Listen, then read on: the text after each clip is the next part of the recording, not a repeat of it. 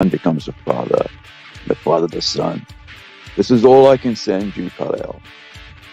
It's not who I am underneath that defines me, but what I do. You want to get nuts? Come on, let's get nuts.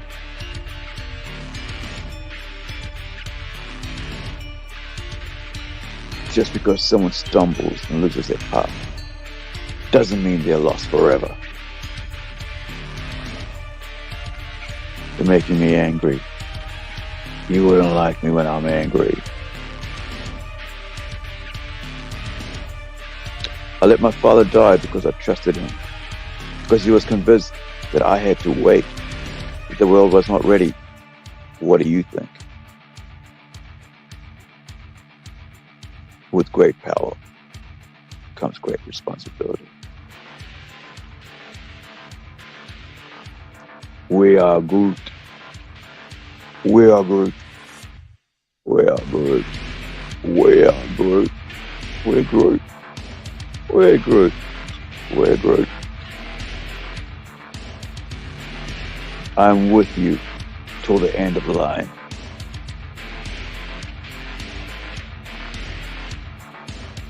Tell me, do you believe? You will.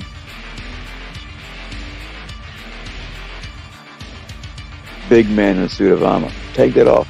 And what are you? Genius. Billionaire. Playboy. Philanthropist. I am Batman. I could do this all day. Peony God. None of you seem to understand. I'm not locked in here with you. You're locked in here with me. You either die a hero, or you live long enough to see yourself become the villain. If you're nothing without suit, then you shouldn't have it. It's not who I am underneath, but what I do that defines me. And isn't it right? It's not what you're underneath, it's what you do. So, your deeds today.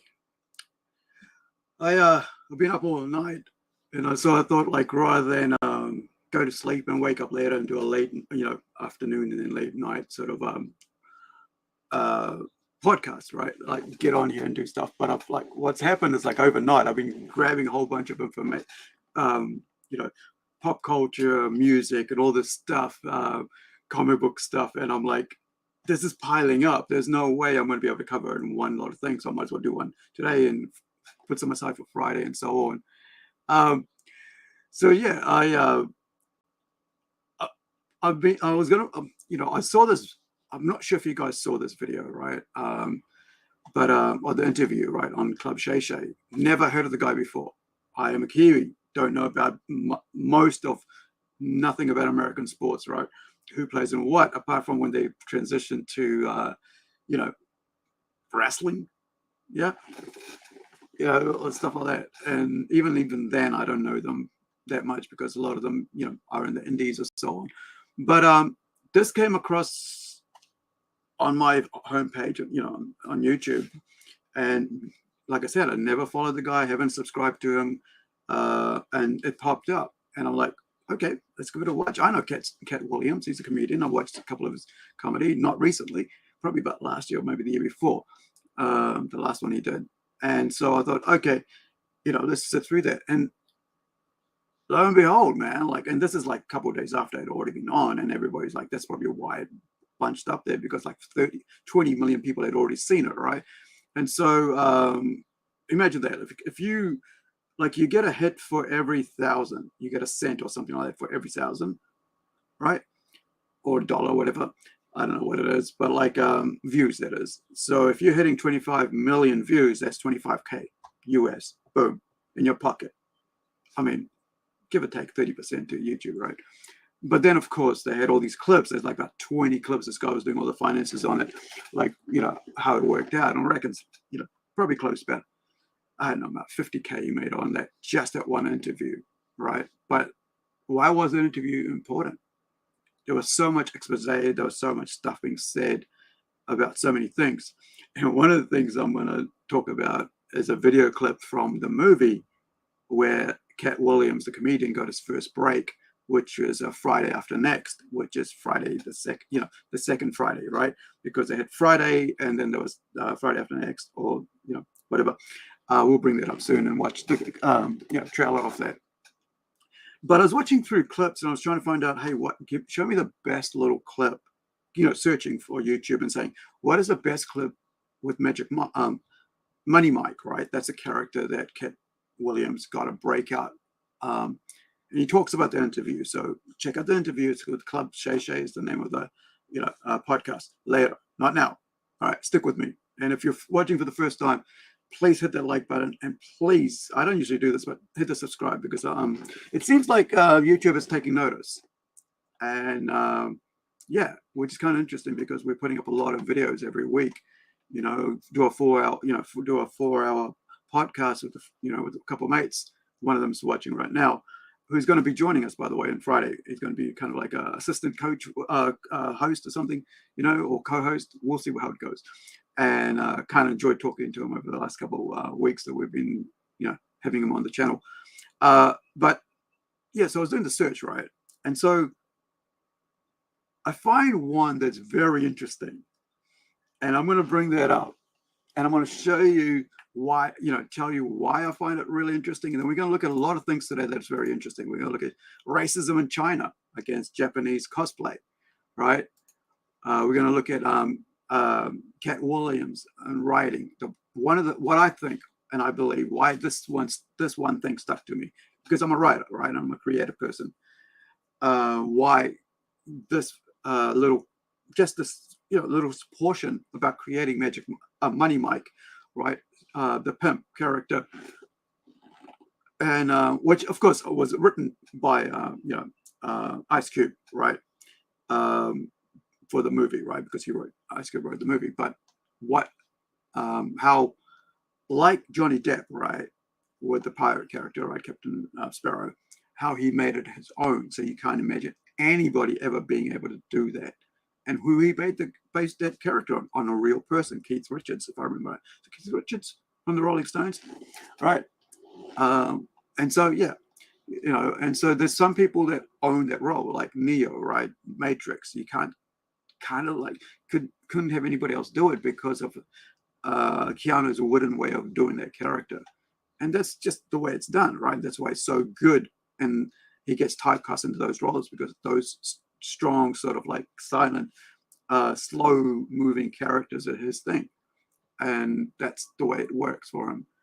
Now, so let me just pop this up. Someone's going to watch this, and I wanted to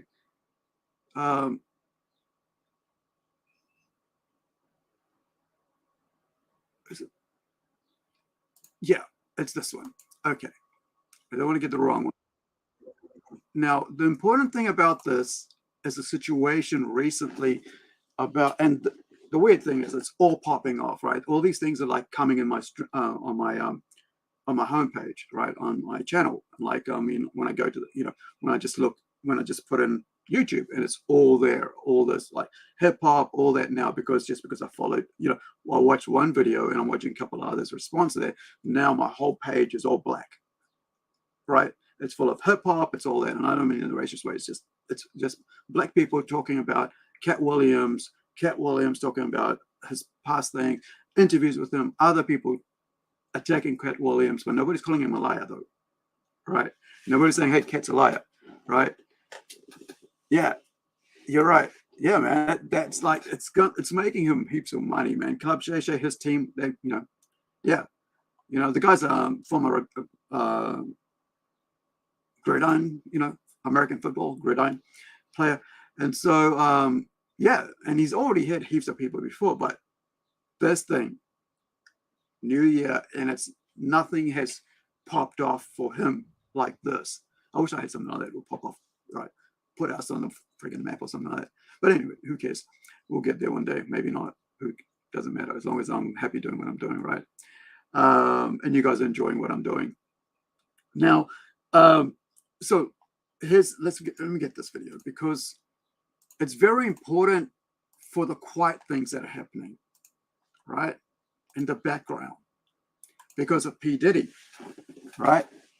So I don't know, because when you choose music for video, and I've done that, right?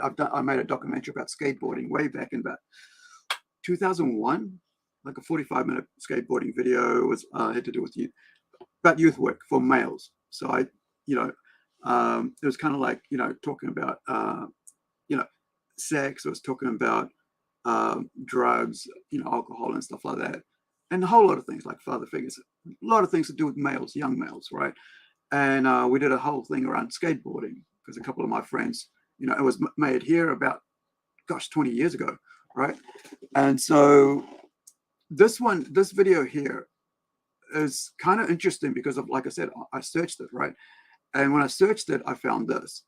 And because I was looking at all the other ones, because I wanted something that was very, would really show you a longer version of this character, Money Mike. Because then I'm going to talk about how Katt Williams talks about creating this character and putting life into it. Because a lot of times the words are there, right? Like we talk about this comic writer, right? I talk about how my words are just there, and I'll get like I'll do a collage, or I'll even sketch it out over other, over drawings and so forth from other people, and just to show my artist what I want. And so the words are there, but when you visually see it, it's so much more. So this is where if you watch the thing, I don't want to, spoil it for you guys, but if you watch the interview, there's so much in it that's, about writing and creating stuff, and writing, creating, jokes and stuff, and how it all gets developed, your skills. And so one of the things about Katt Williams, right, just quickly, is that he's a genius, right? He's a kid who ran away from home at 13 years old, if I remember right? At a very young age, he had saved money from, he lived in Ohio, so there was snow there, so he would like plow, shovel snow and save the money. So I think he said like something about $2,000 in his pocket, 1,200 something, and he took off, went to Florida, if I remember right. And so dude was living on the street, and stuff, and he's got this life experience. And let's, with me, like when I was a kid, I left home at around coming on to 17, but really at 16. So it was about Christmas time. 5 months later, I was 17. And so I was around a lot of Islander folk, Maori folk, Pākehā folk, and as we call them in New Zealand, Europeans.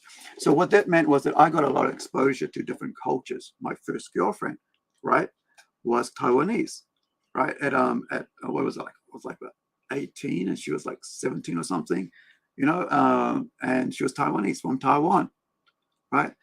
And by the way, she hit on me, right? It wasn't the other way around. I'm just sitting there, and she hit on me while I'm waiting for the bus, because I'm at her bus stop, not at mine, because there's some dodgy people at my bus stop. So I'm waiting for my bus to arrive, and I'm going to leave. But I'll tell that story afterwards. But the important thing here is like, it's developing of a character. And then you watch this character. But the other thing I want to expose is like about Puff Daddy and his thing that's getting exposed about him being an abuser and all that. It's coming out. People are talking about that. And that sort of stuff's coming on my stream right now, right? I mean, on my homepage. So I want to play this. Let's watch this and listen to the background and listen to the words. I wonder if it gives me if the subtitles. You ever been to the pen? Hell no. Thanks for asking. Well, Father asking you though. Fred? Yeah. Where your bathroom at, player? That the piss like a Russian racehorse in the Kentucky Derby with a blue truck behind him. Yo, it's right here. Dr. P. Diddy. Get it on. Don't piss on the seat. You hear that? He did. Get it on and watch what's about to happen.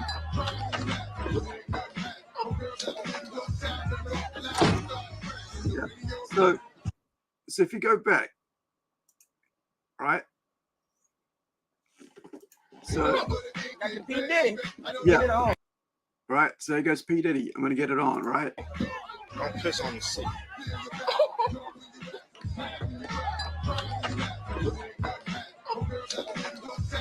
Crazy.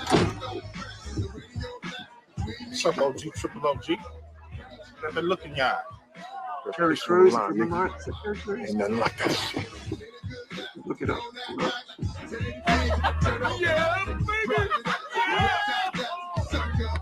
Drink a little bit more water. Smell like ammonia in this bitch. Come on. There you go. One at a time, players. One at a time. Busy right now, working with a monster. You know what this is. New boo. Don't fight this shit. What shit? Just let it happen. Let it happen. What the hell you doing with the phone book, nigga? I ain't even in the phone book. What the? Nigga, you better, this ain't funny, nigga. I'll bitch slap your ass. Come on, I ain't playing. I'm just going to fast forward that part because I always don't. I kind of. So basically,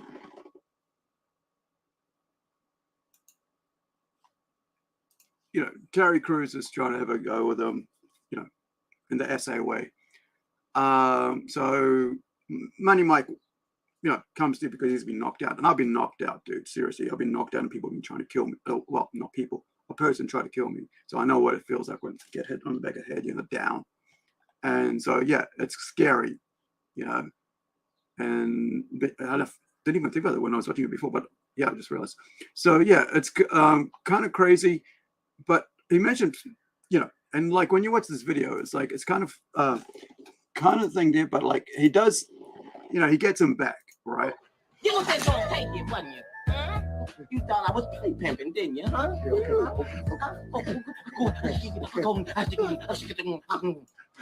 And one of the amazing things about this is that I'm going to put up the next video so we can, and this is what the most important part is about, you know, this here, and of course you can pop over and watch it. I just edited a bit of clip there. I'll try to make it as short as possible without, you know, without removing anything. So please check it out. Make sure you go check out this interview. How did you develop Money Mike and get it? I mean, everybody talk Money Mike. How did you come up with that and said, you know what, this is how he should dress, this is how he should talk, this is how he should look, this is the kind of whip he should ride, this is how he should talk?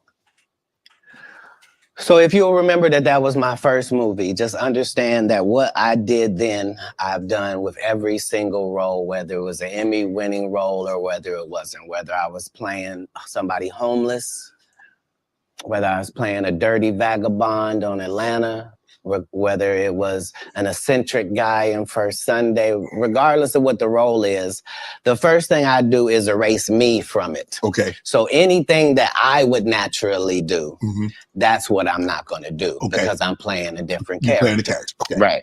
So I then create this person based upon real life circumstances. So I don't have to wonder what a pimp thinks because I've been in that position for a little while. I also worked manual labor for some time in my life, so I don't have a problem paying somebody that works. And I don't have a problem being a go-getter because I'm a go-getter. So I bring whatever I can to these characters. I was able to... And that's the thing, like I talk about how, you know, modern comic writers, right, just come out of freaking university and they get jobs writing. There is no experience. There is no, you know, going to do some physical work or going to actually being around different people of, you know, ethnicities, whatever, just people that are not the same as their little clique group. So so all these comic writers have just come out of that scene, just out of high school, university, whatever college they call it in America, you know, we call it uni here, or, you know, or institute, right? Learning institute, whatever. And so without them actually experiencing life, being around people that are not like them, like I was saying earlier, right? When I left school, straight away, I was in March of my 5th form year. My mom basically said, okay, you're going to drop out and you need to do a course, right? Because you're not doing really well at school. It's not for you, you know, it doesn't seem to be you. So let's go see if you want to join the army or something, or Navy actually at that time. So we went to a kind of like careers thing at a high school in another town, Kaikoi, right? Which is like about an hour and a half away from home. Yeah, hour and 15, hour and a half away from Motua, right? where we used to live back in the 80s, right? And so then, yeah, they had the, careers day. So they had all these people, and they were the Navy people. And of course, I'm skinny, so there's no way I would have to go away and, and actually I did. I went away and started doing lots of weights, but that didn't matter because by that time I had gotten into my first year of my first bar of chef school. So not only was I now away from school, I was now amongst adults and maybe one or two people my age who were also high school dropouts, right? And so I was around people of different culture, right? A person that I actually gelled with was a Maori lady, right? She was like 40 years old, and me and her, we gelled. And there was another lady who was, I think it was Chinese, and we gelled, like, because I tend to, it's just something because I'm very talkative. So, I found it very, this is me, 15-year-old me, basically, hanging out with like 4-year-old ladies, right? And it was cool because the Chinese lady was actually the owner of a Chinese restaurant, right? And she just wanted to come and learn more, hang out and actually be around people her age group, but also learn. And that was her thing, right? She got out of her comfort zone from being behind the kitchen and learning, getting experience around other people.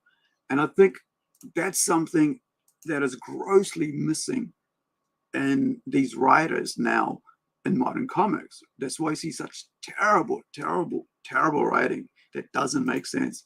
And I want to play a video, kind of a reaction video to the Tim Sheridan, Alan Scott video that somebody else has done, and we'll have a watch of that later. So yeah, and so like I said, I'm 15 years old, haven't even got to 16 yet, and I'm doing, I'm at chef school and I'm around adults, right? So I'm being taught by a professional, chef, right, who has had his own restaurant, right? And I'm trying to stay in my comfort zone all the time because I'm like, I'll do soup because I'm good at soup. And they're like, no, you shouldn't be doing soup. Let's go do meat now, because I was really good at soup, because you do 3-course meals, right? And so we'd have restaurant night and all that, or run lunch, restaurant lunch, and so on. And you have people come in and buy. But that allowed me to be, and there were people where I was, there was nobody from my hometown, right? I think the other person that was there was from another town past my town. So I was the only person from my town there, which meant I was totally out of the comfort zone. But here I am. And then about a year and a half later, I'm in another town at 16 years old, going on 17, working and being around adults. And then, for 3 years, I was in a factory where I was just around people my age, but the bosses were adults, right? So, and this is, yeah. And so when you have people, this is why I think, I think most people might have missed this, but I think people who look at this and they go, oh, it's about Money Mike, right? And so it's not, it's just a passing thing. But what he's saying here is so freaking important, right? So I bring whatever I can to these characters. I was able to, the first week that I got the script, there was a pimp guy that wasn't, whether I was playing somebody's single role, whether it was an Emmy winning. So this is the most important thing here. So if you'll remember that was my first movie, just understand that what I did then, I've done with every single role, whether it was an Emmy winning role or whether it wasn't, whether I was playing somebody homeless, whether I was playing a dirty vagabond on Atlanta, whether it was an eccentric guy in First Sunday, regardless of what the role is, the first thing I do is erase me from it. Okay. So anything that I would naturally do, that's what I'm not going to do because I'm playing a different character. Playing the character. Okay. Right. So I then create this person based upon real life circumstances. So I don't have to wonder what a pimp thinks because I've been in that position for a little while. I also worked manual labor for some time in my life, so I don't have a problem paying somebody that works, and I don't have a problem being a go-getter because I'm a go-getter. So I bring whatever I can to these characters. I was able to, the first week that I got the script, there was a pimp guy that used to be a pimp, but he wasn't anymore. He was a rapper now, and his name was Mac Minister, and he had been a pimp and was going to be a rapper. And I had never done a movie before. I was a stand-up, and I'm getting ready to do the movie. And so I was able to craft what a real pimp was like, what was too much. I didn't want to be stereotypical. Right. I did the research. I saw how many times people played pimps, and they were always, it was always something weird about them, right. I guess, because it's a weird job. You know what I mean? Right. And I wanted somebody that didn't seem like none of that, that he really thought it was a business and treated it like that. Mm-hmm. And so, you know, adding those levels to acting is what all actors do if they're not Steve or Cedric or Ricky. Mm-hmm. Like, you're trying to create a character. You can't just be Faison in every movie. Like, you just gonna take your shirt off on every movie? Like, right. So that's that. And like, yeah, and you're right, Rex. That's basically what it was. It's like, for me, it was like, erase yourself from the character. And like, I'm constantly writing, right? I'm like, seriously, like the other night, like I think I was on it was for Niobe, right? A friend, good friend of you could say like channel, but like really we become quite good friends just by chatting to each other and about comics and stuff, and being on his stream and he's being on my stream, and it's just the openness that we have, and and I forgot what I was saying, and actually I did. I just completely forgot. Apologies. Yeah. So it's like talking about like how I'm writing all the time, right? So just after that stream, I'm like half asleep, and I get an idea. I'm watching something on comes across YouTube, and I get an idea, and so I'm like, I'm trying to write, and I'm falling asleep. Like, seriously, I'm like falling asleep. And I'm like, I gotta get this down, man.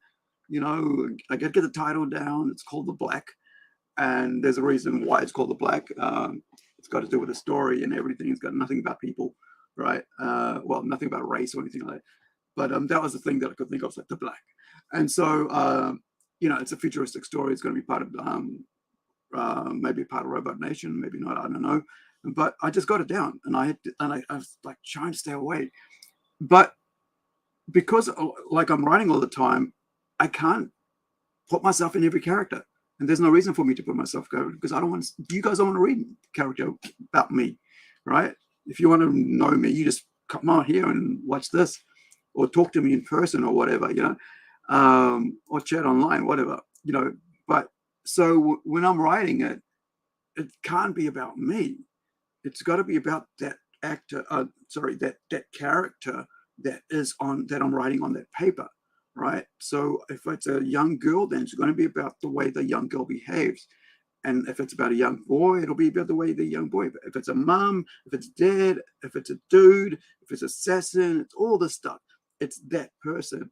And the thing is, usually I give them names of people that I know, right? But I never give them traits of people I know, because that's just silly. But that's for me. And that's the way I work, right?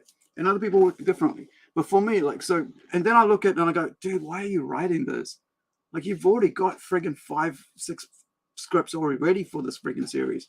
But I'm like, I just gotta, and I'm thinking, you just gotta get it out. At least it's there.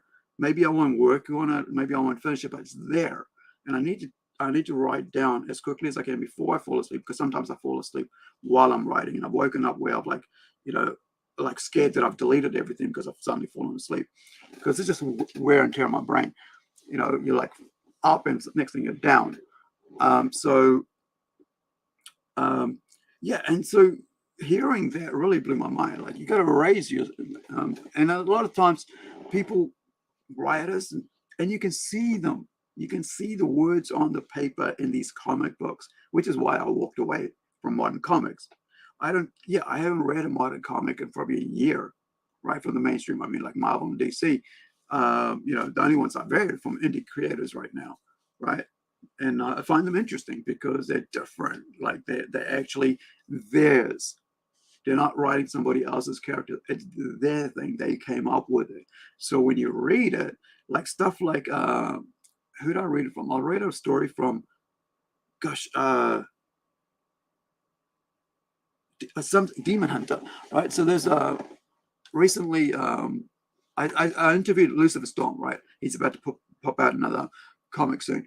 And, it's about some real life serial killer who becomes goes to hell, comes back as a demon hunter, right? Very good book, by the way. I've got to finish it. I've read the first 2 issues.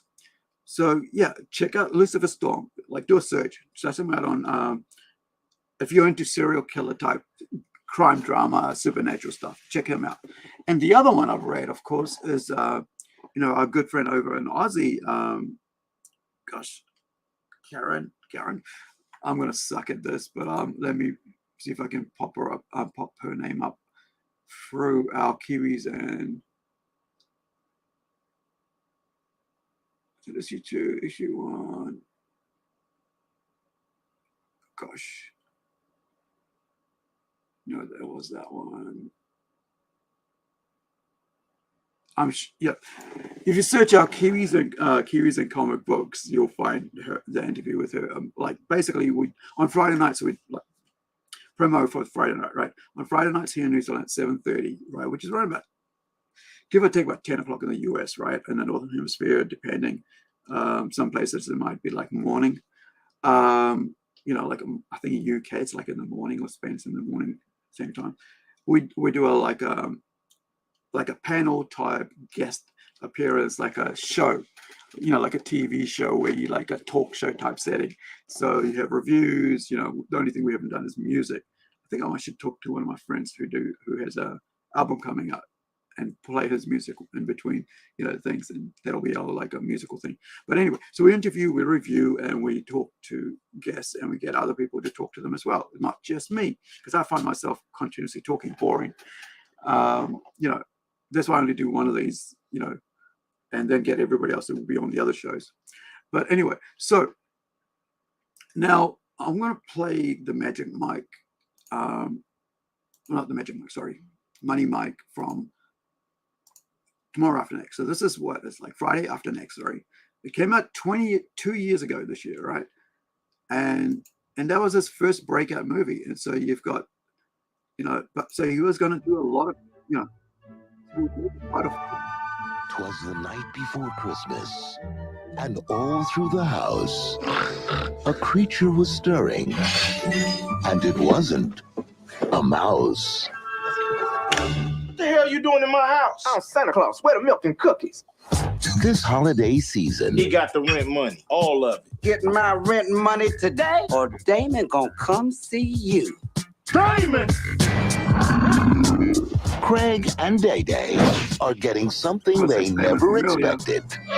Jobs. Daddy, how I look? Dun, dun, dun, dun, like a damn snitch. Yeah, boy. If there's any problems, you just blow. Toot, toot. And this is your booth. Keep it real, huh? We top flight security of the world, Craig. Ah! We ain't no damn top flight security of the world. Damn! We Craig and Day Day. I hope don't nothing happen all day. I'm not having it. Everybody's a suspect today. And heaven and nature sing.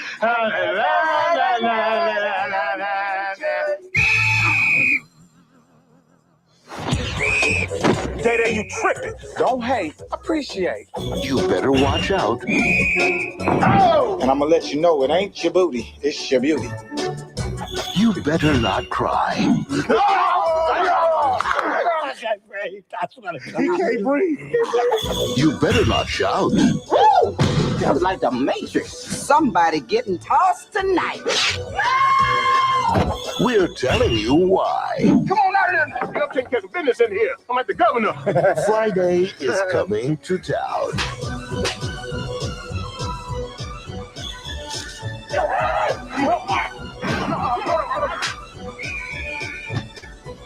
got jacked by Santa Claus. But you're the security guard, buddy. Friday after next. So good, make you want to slap your mama. Yeah, boy. Hey, mama. What do you want, Willie? Oh, that's funny. Y'all know what time it is. Let's get this started. Breathe. Pop out of there. You want to Come on. make it. There we go. So, yeah, written by DJ Pooh and Ice Cube, you know, and like, I remember seeing it. Like, I mean, seriously, I've seen so many movies, I forget what I've watched. And this was really fun. Friday was cool, and I think I've seen the next one as well. So, you know, and it was a huge hit, right? Because it's just so well done, and it's just, you know, and the thing is that his character really popped, right? So you got a $10 million movie, you know, and you're talking about, like, back then you're talking about videos, right? And a lot of people, and DVDs, not talking about streaming, right? So, you know, it made its money back just in Canada, right? By showing in US and Canada, so anything else was surplus. But you think about like home videos, DVDs, and so on. 20 years ago, was it still VHS? Yeah, I think we're still doing VHS. I think it was like, I think it was just coming into DVDs then. You know, and like, so also known as Friday 3. That's why I get confused. It's like there was another one before that, next Friday, and then Friday after next, right? So that was the deal. So yeah, so, you know, as you saw, like, you know, working security guards, Craig and Day run into the thief who stole their Christmas presents, right?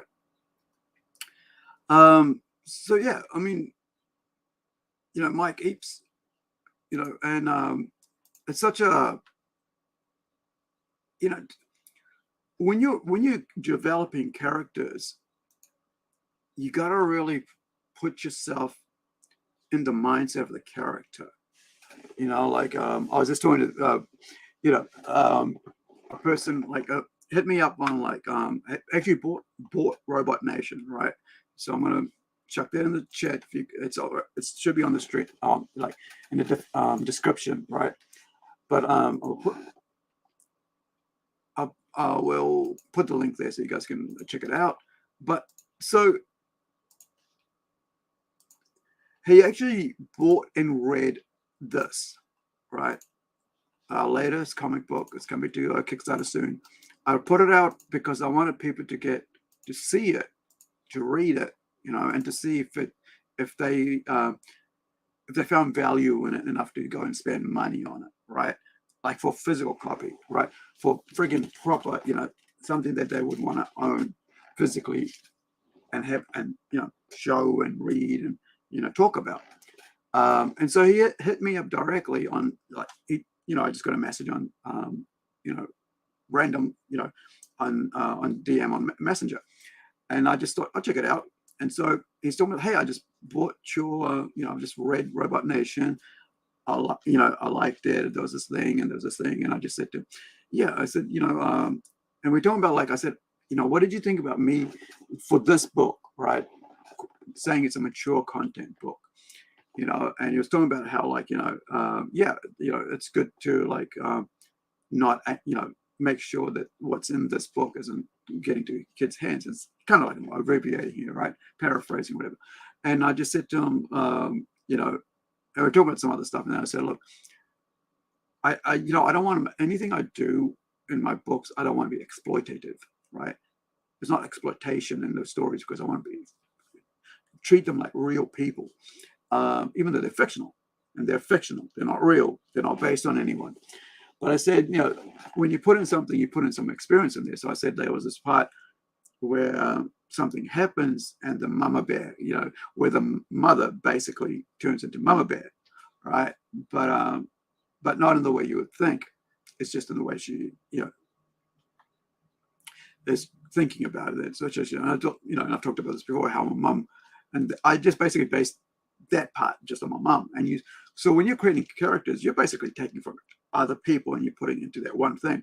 And so, you know, it's kind of, it's good to have someone just like outside of, you know, my scene, like independent scene, whatever, to basically actually go and buy the comic and read it after I've been talking about it, putting it out, promoting it everywhere. and then like buy it and then come back and hit me up, out of the blue and just tell me what he thought of it. And I thought it was cool, and it's like, even if he said it was bad, I would go, oh, okay. And it was balanced. And there was like, some parts he thought it was kind of took him out of it. Like, I've learned my lesson there. And it had to do with something else and not my writing. So yeah, and I think it just gave me some insight into what to do future-wise, and which is what you need. Now, however, modern writers don't want that. They don't want you to tell them, critique their work, because they feel like it's their baby. And like, what we talked about the other day with Shane, so like, you got to kill your babies. It can't be too precious. But like modern writers in comics, especially in the mainstream, it's too precious to them. They feel like if you critique, then their job's going to go, rather than going, I hear you. Okay, I'll do better. Or maybe I'll change something. Maybe, no, you're wrong. Okay, I understand. Yeah, you weren't getting what I'm saying. And I've had to do that myself. Like, I've had people go, this is my idea. This is what I've written. I've done it. It's like, oh, no, you should put that in. And I'm like, no, that's not what this is about. All right, and I'm thinking in my head, if that's what you think, then you should go write your own thing. And then you can do what you want. Because at this moment, it's my thing, and it's my creation, and it's my baby, right? But if you were thinking about something else with like character, all that, that's fine. But if you're trying to have a go at the story, how I should change it to this, no. The story is what the story is. And I know I'm a good writer in the sense because I've had my stuff stolen, right? And I know that my concept, maybe my grammar ain't good or my spelling ain't good. I miss out on, but that's why you've had, people looking at your work. But, you do also have to be gatekeeping on your work, but allow critique, not criticism, critique. Critique is where it tells you like, hey, this is something here. Maybe you think about that. But also, criticisms where people just attack and there's nothing to it apart from like making you feel bad about what you're doing. And that doesn't work because it's just, it's a downer, and that's the sort of stuff you just go, nah, I'm just going to ignore that. Kind of like gaslighting. People think that this is what it is and it isn't. And I want to play something like that. So let me show you something. When people get critique and they don't, and they feel like, where are you, my buddy? Is it there?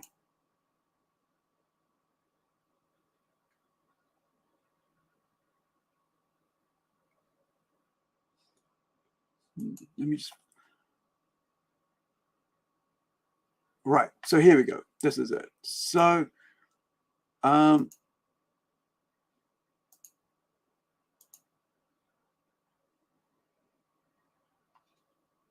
so this is not how you behave to criticism, right? So, and this is someone who does this all the time. It's not new. And we're moving over to localizers, right? We're talking about anime localizers now.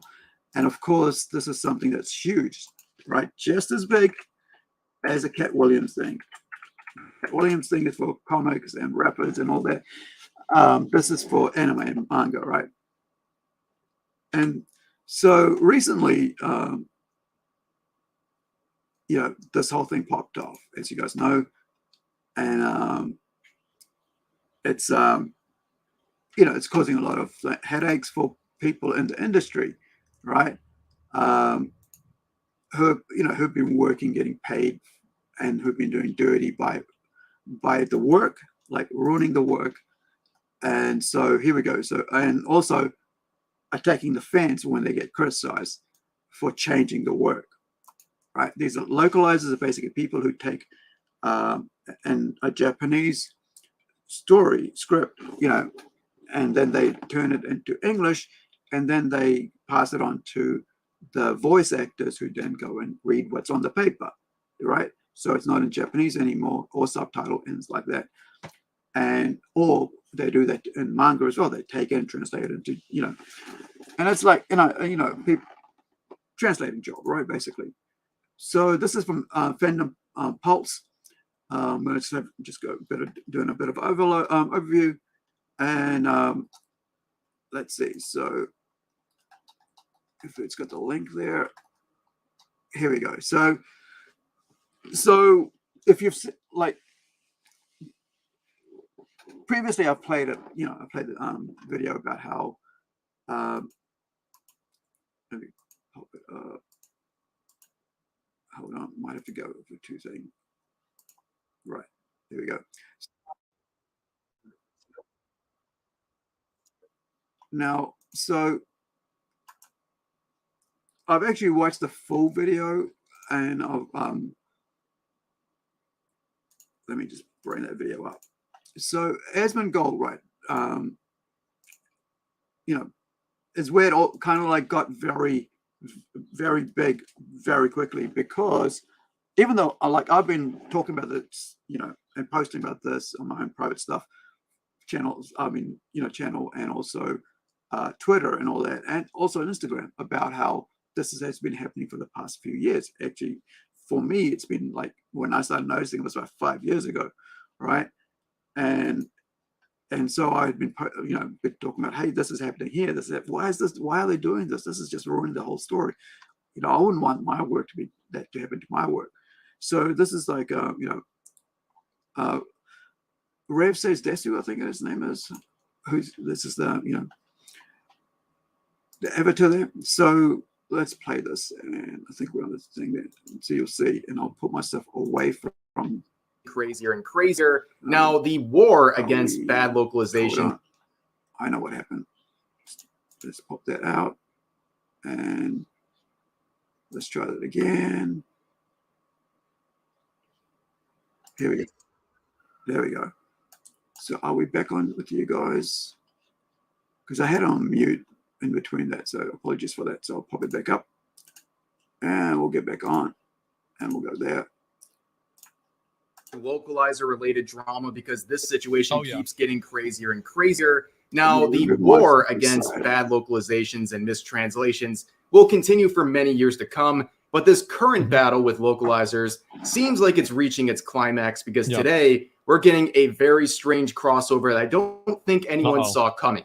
So yesterday, voice actress and localizer Jamie Marchi made her official response to Asmongold through this TikTok. And as predictable as it might come, it is very, very cringe. And we're going to watch it. But first, let's figure out how we got here. How is this localizer making an official response video to Asmongold over anime localizations? And of course, Asmongold, a few weeks ago, Asmongold. The reason why she's doing it is because she can make it about me rather than about what she's doing. So it's like, well, I'm just being attacked by this random guy.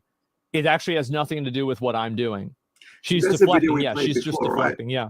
Started making reaction videos to many different videos, including my own, where we were talking about localizers in anime and manga. What began as a conversation about AI potentially replacing localizers evolved into a very big spotlight on the decades of mistranslations that have plagued anime and manga intentional mistranslations. Yeah, intentional. Everybody understands a mistake. Now, things would keep getting worse because despite what people like Jamie will say, this is an issue that people are really interested in. In fact, it has reached Japanese users, including YouTube videos like this. Now, as many people have pointed out, especially on the Japanese side of things, this issue with English localizations is not well known in Japan. So when I don't think that people understand, like, and I'm not really an expert on this, right? So I could be wrong, but my understanding is that Japan has a much more conservative culture than we do here in the U.S. So I find it to be kind of ironic that these people who are trying to push, like, like patriarchy stuff, think that they're going to have people that agree with them in Japan. Absolutely not. Japanese users are finding out what's happening to Japanese media over in English localizations. They are shocked and offended. I mean, quite predictably, this is vandalism of those Japanese products, because these localizers want to insert political messages and Gen Z humor when it's not appropriate. And we're seeing people point this out, that Japanese users really do care. And the message is spreading. We're seeing a lot of tweets like this, both in Japanese. a lot of times people like the person who's doing this thing, they talk about appropriation, that you shouldn't appropriate other people's culture. However, these same people who say that are the same people who basically take somebody else's culture and change it, like changing what those characters say. So the worst thing is this. A while back, I found like there was an idol thing, kind of like an idol thing in this anime, right? And it was something like, these zealous, the Japanese translate, language basically said, these zealous fans, these hardcore fans. And the English version was these mouth breathers, right? And I was like, wait, and my head just went, my ears just popped, right? I'm like, mouth breathers? There's no way a Japanese creator, writer, mangaka, right? That's what they call comic artists, writers, right? Creatives, mangakas, right? So would say that about fans, because they know fans are their bread and butter. They put money on the table, they buy the merch, they buy their book, right? And that book allows them to actually get deals before it gets turned to, anime and whatever else. And it's kind of sad because the way they're treated over there is not really good. And then these Western localizers, then they go and do that to their work, which is, just piling on, which, feels really bad. It's like what happened with like Jack Kirby, right? And if you look at what happened with Jack Kirby, that's how I feel about what happens to these mangakas when these good people do that, right?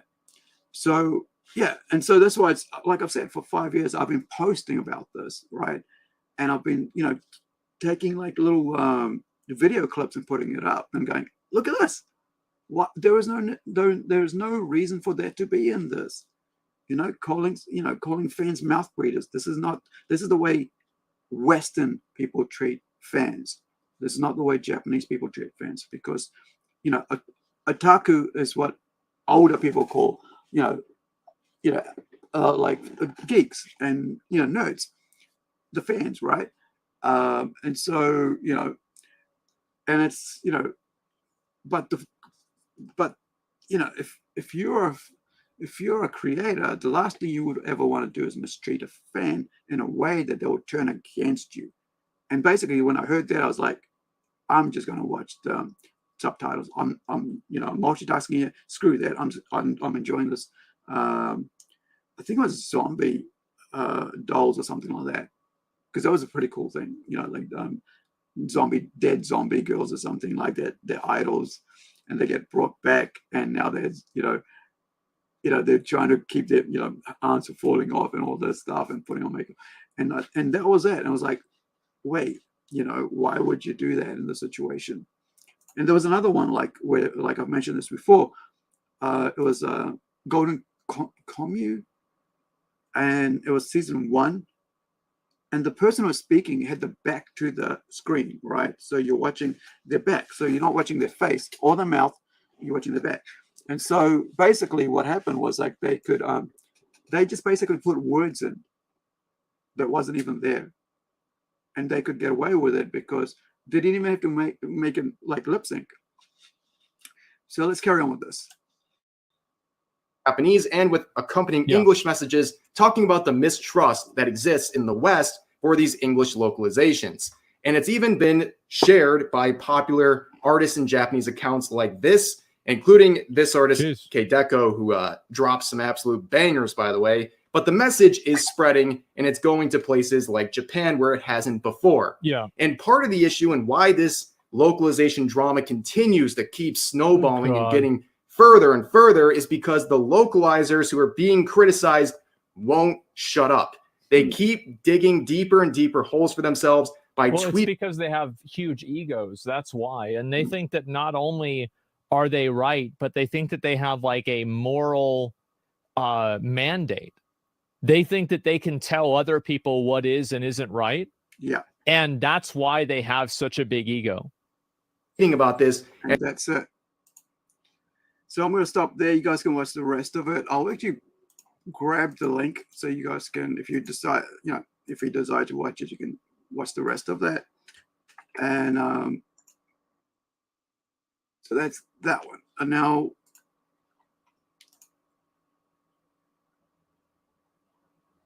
we're going to look at racism in China. How about that? So as you know, may or may not know, I should say, that let me grab that here.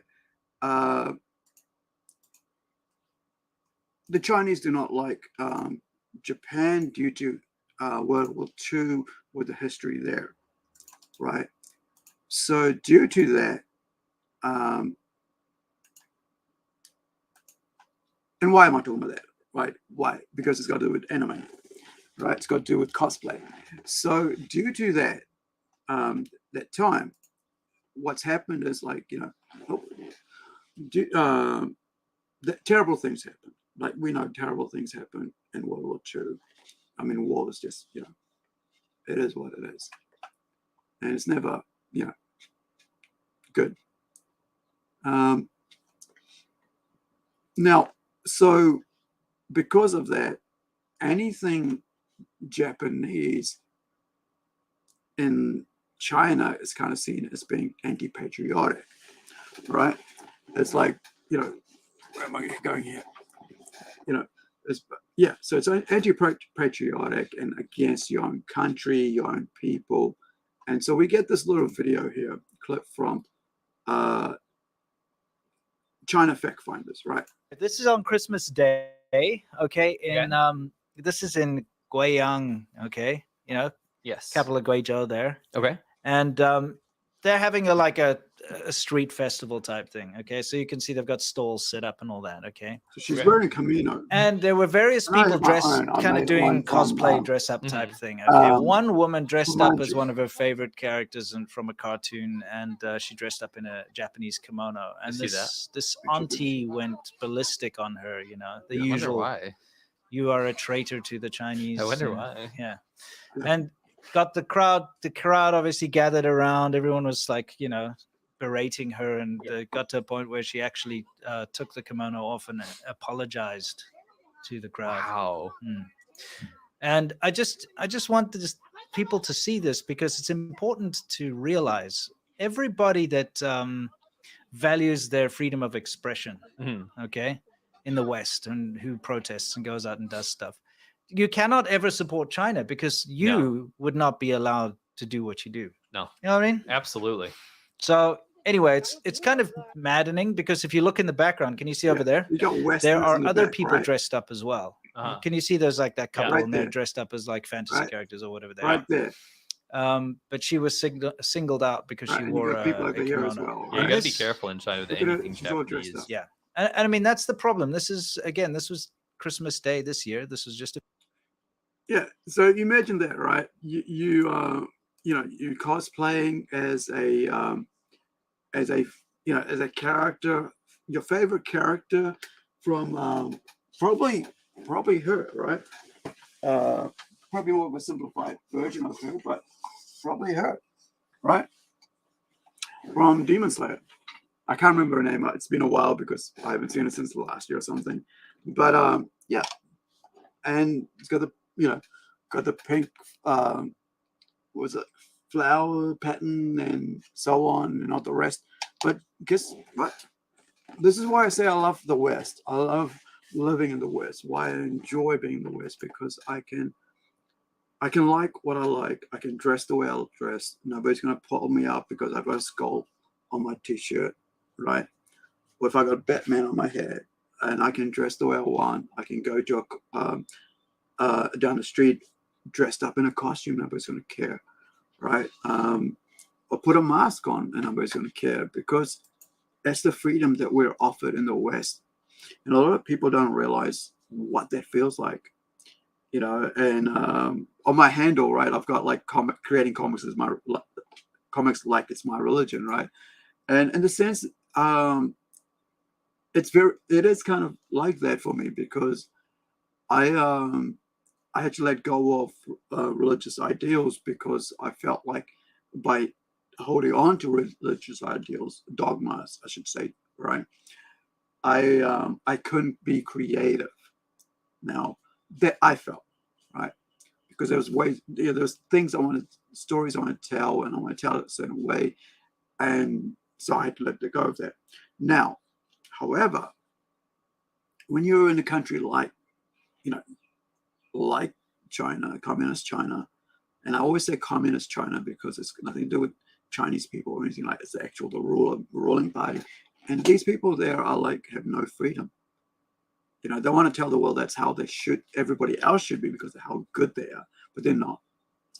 Right? The leaders make all the money. They get to travel overseas freely, spend, they're the elite, right? They're like own everything, right? Basically, they own what you can do, who you can speak to, when you can say something. You say something wrong, they'll come and knock on your door and you're gone, right? And I think a lot of time people don't appreciate the freedoms we have in the West. I think people don't appreciate the amazing things we are able to get, right? That we can just rock up to a shop right now and buy whatever we want when it's, and it was only during COVID that we realized there was like supply chain was thing. But, you could go from one shop to another shop and you'll find it. However, there, that's pretty hard. And I think, to have someone, tell you to take off your cosplay because it's, because you're unpatriotic, because it's from another country, then that's kind of weird, right? I remember wearing my manji with the swastika, which is the original version of, the cross, right? The German cross, you might call it. But, in the Japanese, it's like a Buddhist symbol and it's an Indian symbol. And I had that on my back and nobody cared in New Zealand.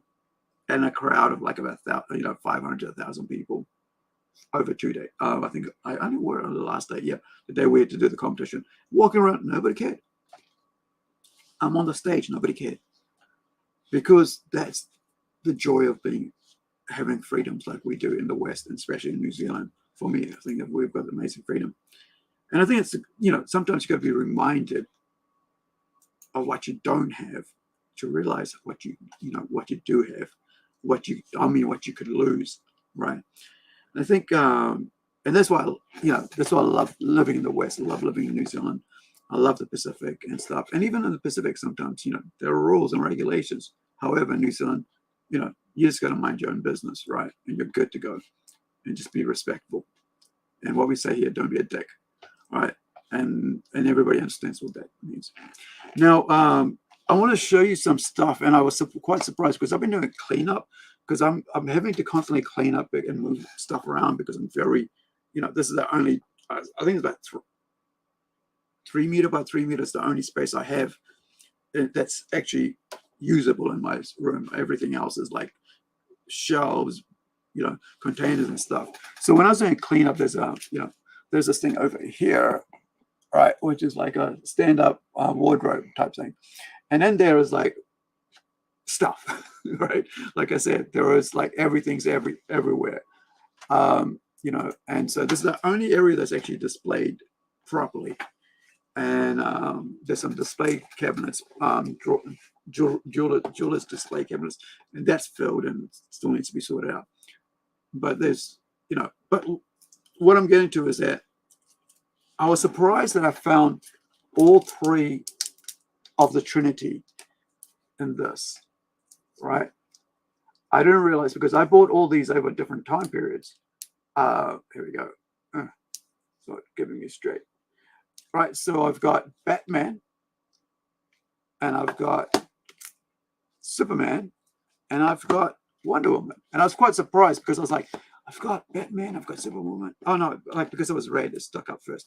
So I was like, I've got that, and I've got this, and I wonder, man, I hope I've got the Trinity because that'll be cool. And then I pop it up, and that's a Trinity. And what I mean by the Trinity is like Batman, Superman, and Wonder Woman are the first, the main key people of the DC universe, right? Of the comicdom, right? And that's why they call them the Trinity. And there's books called, being brought up called Trinity.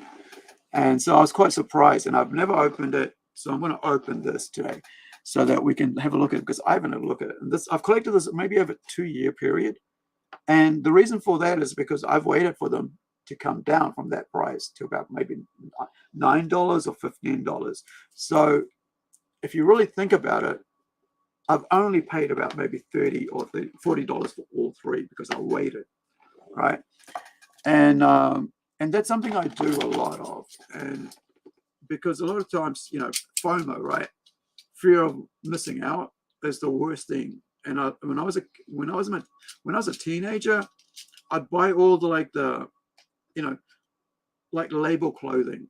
And one of the worst things I could have done was like influence that on somebody else. And I did that with my sister, who's now got kids, right? That getting label clothing and all that, because I was into labels. Like when you're a teenager, well, in my 20s, right? Because I could afford to, right? Because I was working full time, so I could afford to. I used to get like label clothing, and I'd buy label clothing from my sister or my brother and so on. And so now she's doing that for her kids and stuff. So now, however, I'm like going, okay, how much money can I save on this? So in here, right, you get a little, this is quite hard foam. So it's like, and like, to be honest, it's worth it, right? Not so sure if it's worth $40, but I mean, if you can afford it, it's worth it. So it's it's very cool, right? Check it out. This is that, and then you've got this cover art version as well. Isn't that awesome? And it's about maybe 3 mil thick, but when you really think about it, like with the whole thing, it's maybe about 4 mil, because there's a relief on the side and it's flat on this side. So the relief is actually makes it about 4 going on 5 mil, and it's just awesome, right? And I've never, like I said, I've just opened it now. But so with that, it comes with a plastic frame, right? And already, I was just going to say, already it's broken. And no, it's, I was going, that sucks. So it comes with this frame here. And I guess it seems you got to put it in, and there it goes down like that. Goes flat. And now,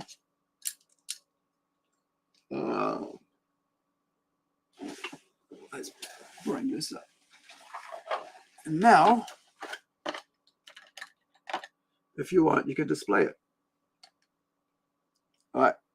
So that's pretty cool. However, I don't know where I'm going to find space. That's why I usually leave it in the boxes. But so you can either do that side or that side. And it only fell because I moved the angle of the box down. So if it's flat, it's going to stand up. So that's pretty cool, right? So that's one, and it's really heavy. Like it's not, light or anything. It's like stainless steel. Gosh,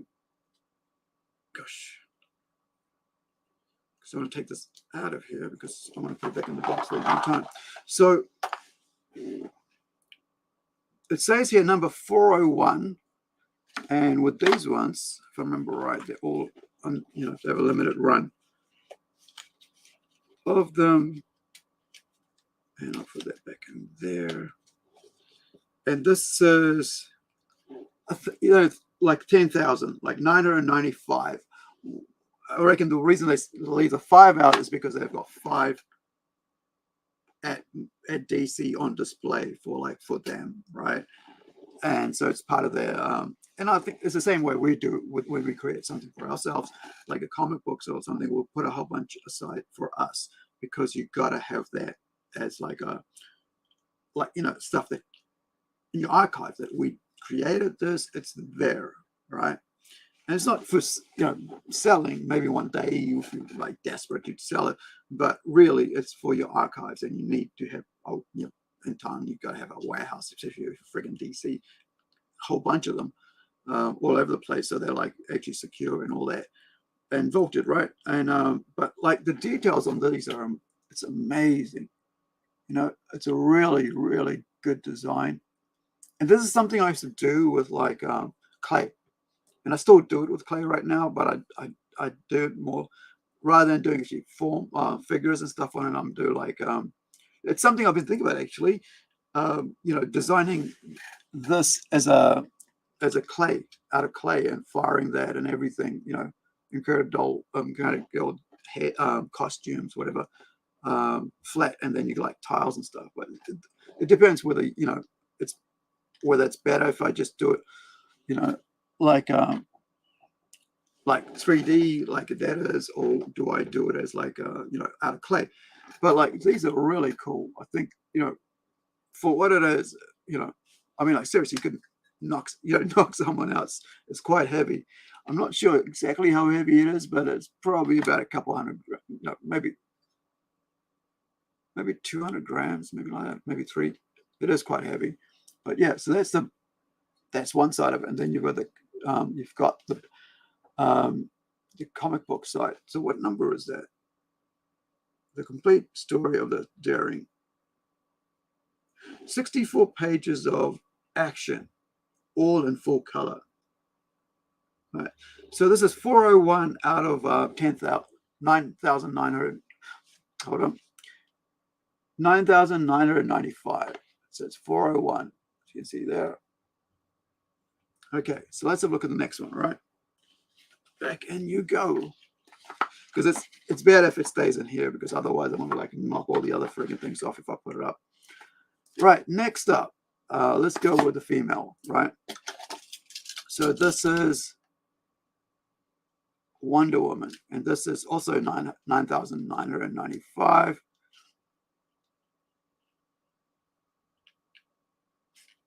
Try not to scratch the box paint or ink, right? So that's what that looks like in the front,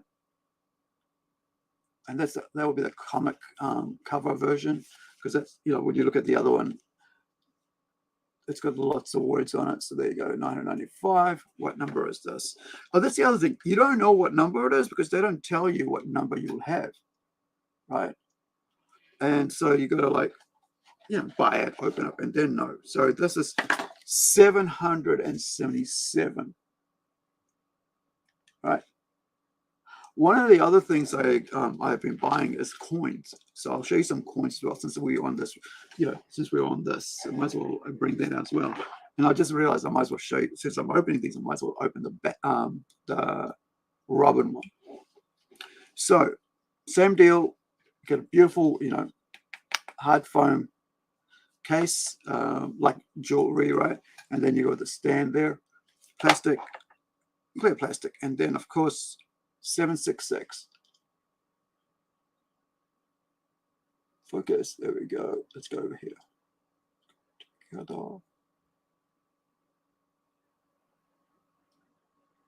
It wants to focus on me and rather than on, let me go there.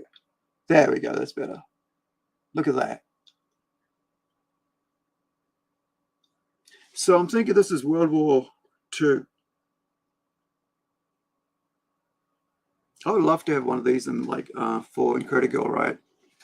And you know, it would cost an arm and a leg, right? Like, and I mean like a lot of arm and a leg, you know, for a young creator like me, or newbie creator, you know, probably take me about 10 different, you know, very successful, you know, comics, Kickstarter comics before we get there, or lots of sales.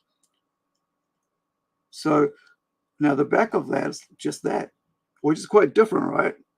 On the other one, you basically had, this is just got the logo. With the other one, you actually had Superman on it.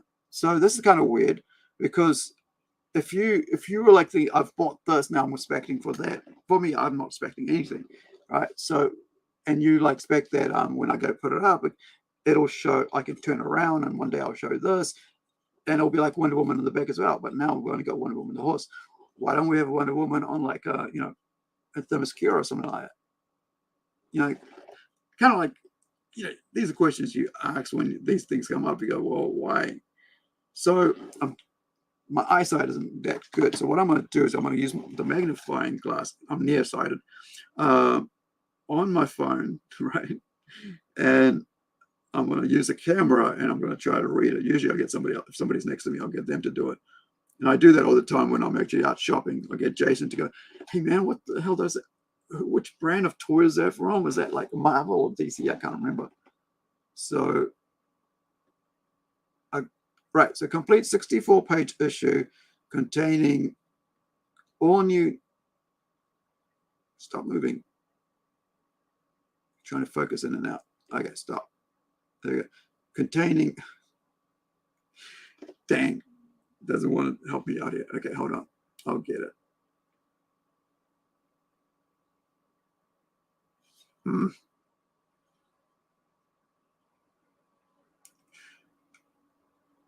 Containing all new published, never before published adventures of Wonder Woman.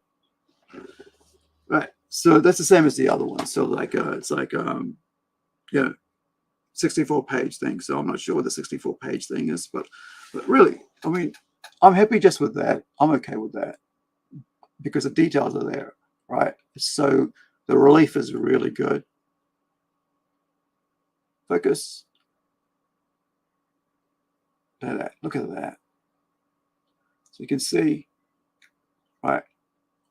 I'm not sure if it's like no, I don't think it's etched. I think it's more like pressed. Like what do they call it? Like metal dripped into a case. But like I am kind of disappointed that the back hasn't got another Wonder Woman. Something like she's standing over maybe like who's that guy, John Maxwell, or is it Max John, whatever, Maxwell, somebody who is the guy that like her nemesis kind of thing. He's the guy that I think that takes over people's heads or brains or something. I don't know, kind of like the Purple Man. Right, so that's 2 down. 1 more from the Trinity. But same again. I might as well take the price off, right? There's no point. Actually, might as well take it. Rather than trying to make it more difficult, just take the whole friggin' package off.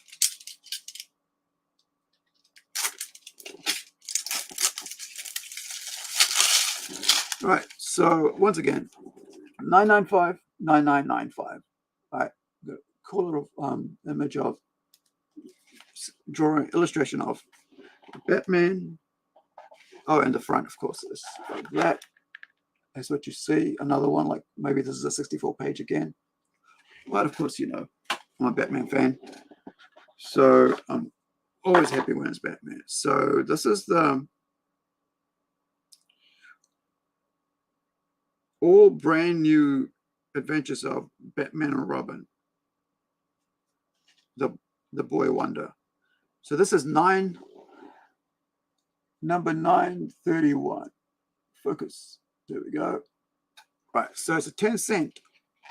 I don't even notice the other one. Do they have like 10 the price on that? So this is the so you go. This one once again, like I think they like ripped us off on like if you purchase the Wonder Woman, I think they ripped us off. Right, because they're all the same price, right? Doesn't matter what it is, it's all the same price. So you have a look at that. That cool or what? So let's go sideways. Look at the relief on that. So these are like about 4 mil, like thick. Most thickest were like 4 mil to like about 2 mil. So you've got that in the front on the on the ropes, and then you've got lead cord, what do you want to call it, and then you've got that. Right, compared to the Wonder Woman one, both the Batman and Superman ones are really good, right? So I kind of feel like, kind of got ripped off there if you got the Wonder Woman one. And I don't know why, why they just have the logo on the back. I mean, they've got the logo on there, right?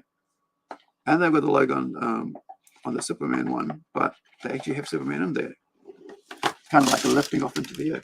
So let's go into the one. And here's what I was talking about, like stuff in here, right? So top to bottom is just toys and stuff and stuff. So I'm trying to figure out where's the coins, because I know when I was cleaning up, I had to figure out if I where to put it. Whether I moved it to somewhere else or just jumped into this bag here. Oh, of course, to show you, this is like the largest. I've still got a couple of these to pick up from my friend who designed a 3D. These ones, right? I mean, who did the printing of these? And this one's red as well. But like a friend of mine who's a kind of like a world-class airbrush artist brushed this for me, and then also hand brushed stuff on there as well. So it's there in the bubble wrap again. So let's see, where are you? There's the coins. Right. So I have some Wonder Woman coins, and I also have some. Yeah, there's all sorts in here. It's one of the things. Like, I collect whatever I can get my hands on. I do with like pop culture. Especially comics and anime. So, and I have some double ups because of that. So let's get back up here. Right, here we go. Right, so I'll finish up with the Robin, because of course, you know, this is from the game, you know, Gotham Knights. I'm not sure how well the game did, but you know, I was thinking of getting like the Batgirl one stuff merch from it, and I was thinking of getting a hat, but then, you know, just decided to get this instead and went with that. So this is quite interesting because it's part of the game, and even though it's the same company, these are like, you know, that 10,000, right? This is dropped to 5K. So there's only 5K of these in the world, and it says so on the back. So it goes there, right? Enamel detail. Oh, this is harder to get out. Where's the other?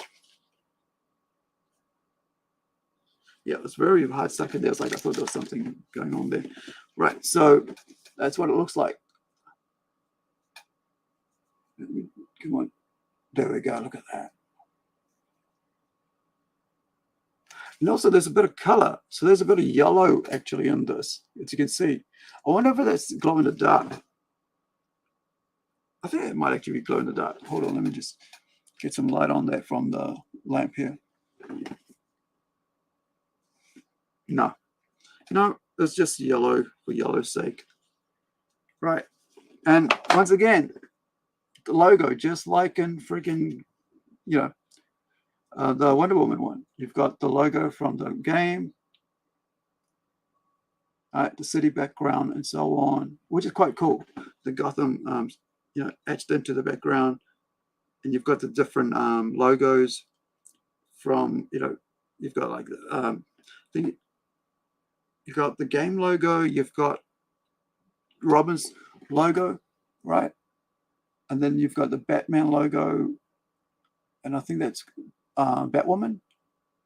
And if you look at that way, this one here, so like it's got to be like, is it Nightwing? Could it be Nightwing? But like the thickness,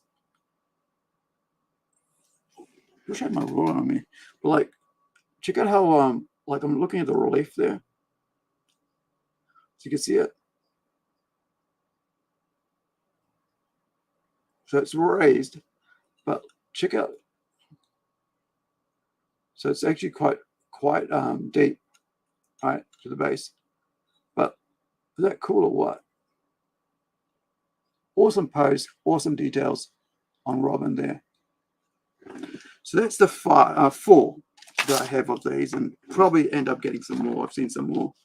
Just, you know, I only kind of buy it when it's like on sale because they're quite expensive, $40 each is, you know, New Zealand. I guess it's like about 15 US maybe, or UK it's about $12, right? £12. But yeah, economy, right? So let's open up the. I should have got a Yu-Gi-Oh one, but I was like telling my friend about it and then didn't end up getting it. So this is a Wonder Woman coin. These will go for about $25, which is like about, I mean, $30, $40 for these. So it's like almost just over half the price for that. It kind of doesn't make sense, right? Because those are quite heavy compared to this thing. And so there's more there.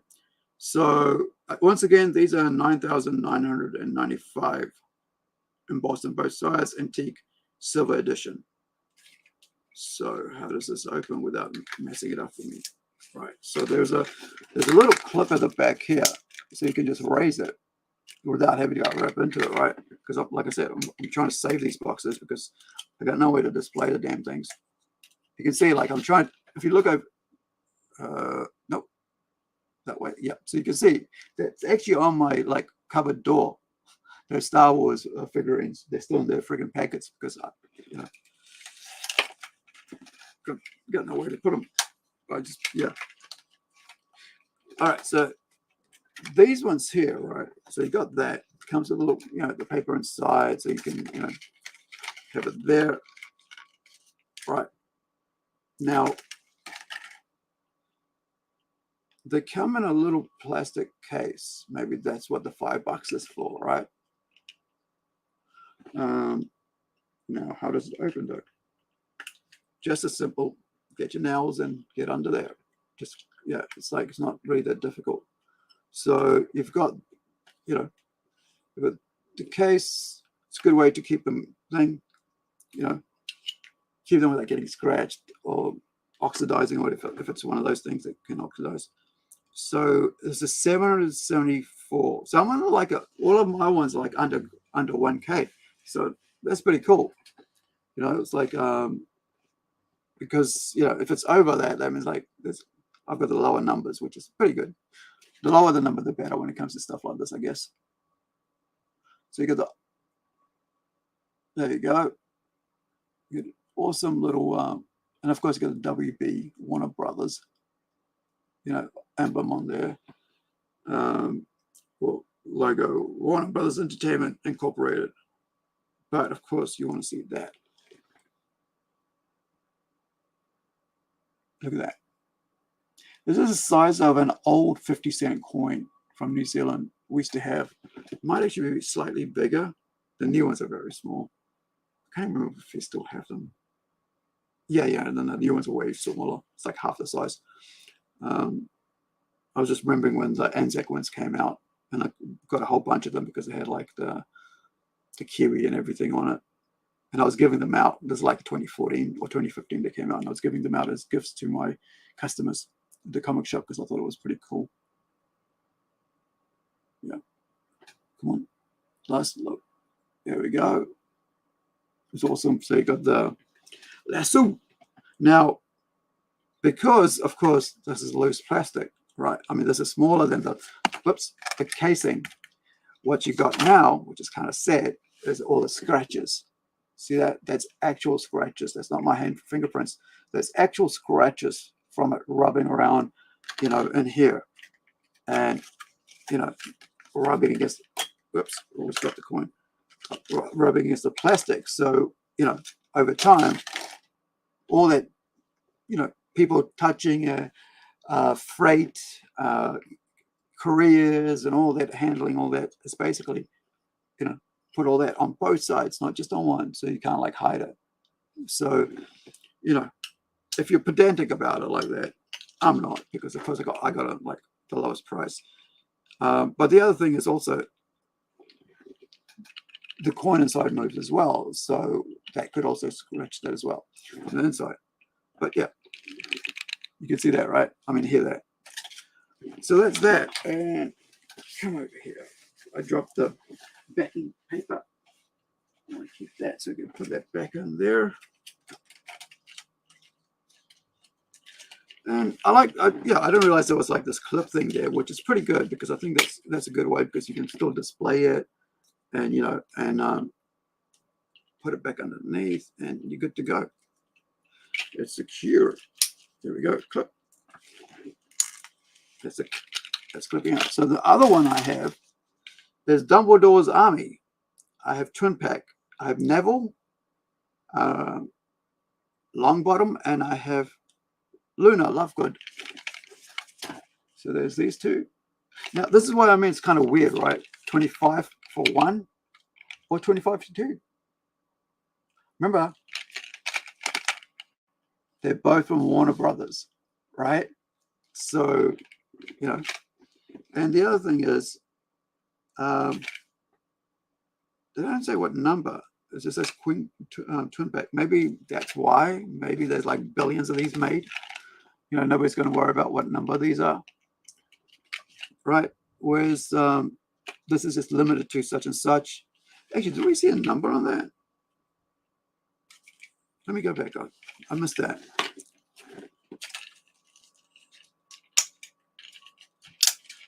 How did I miss that?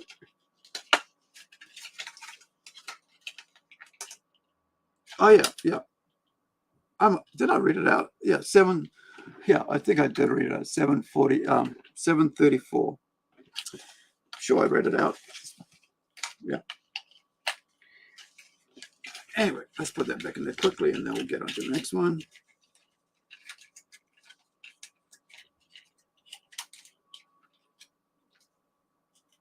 Now, despite all, I think I've seen every single Harry Potter movie, and I have a bunch of Harry Potter stuff. I've never read the books, so I've been trying to collect them, and I've got 2 so far. They're hard to find, you know, at like hospital, like secondhand shops and all that. Now, of course, this one, however, you actually have to rip it apart because, unlike the other one, it's a clipper.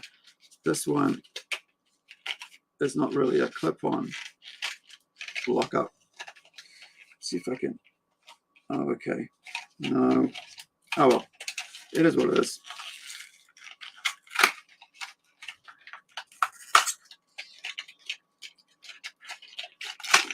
So they come. The reason you could rip it apart is because they come joined together like this. So if you haven't seen this before, you know, unlike the other one, you know, it's just one. But they do, right? They do come in kind of like, you can just put it away like that if you want it. So, however, this is pretty cool because unlike the Wonder Woman with all the handling and all that. Wait, how's it? How's this? There we go. This wasn't coming out. There is no straight away. Oh yeah, there is. I was going to say straight away. I can see there's no scratches, but there is. So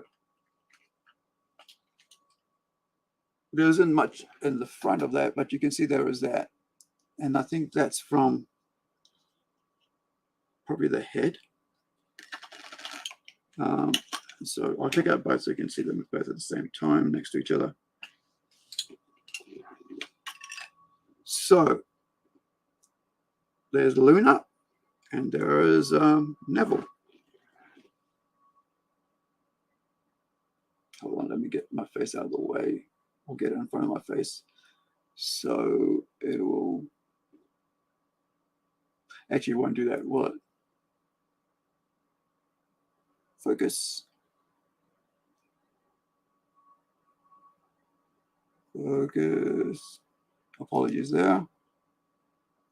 Just doesn't want to focus. There we go.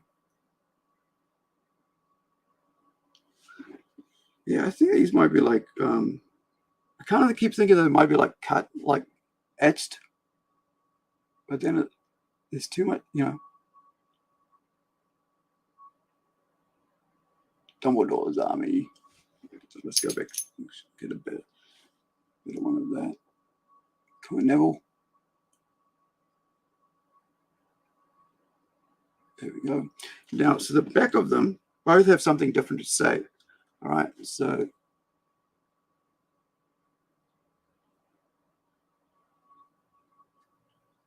come on, say something. Show me what you're saying. Things we lose have a way of coming back to us and the end. right? And then the other one,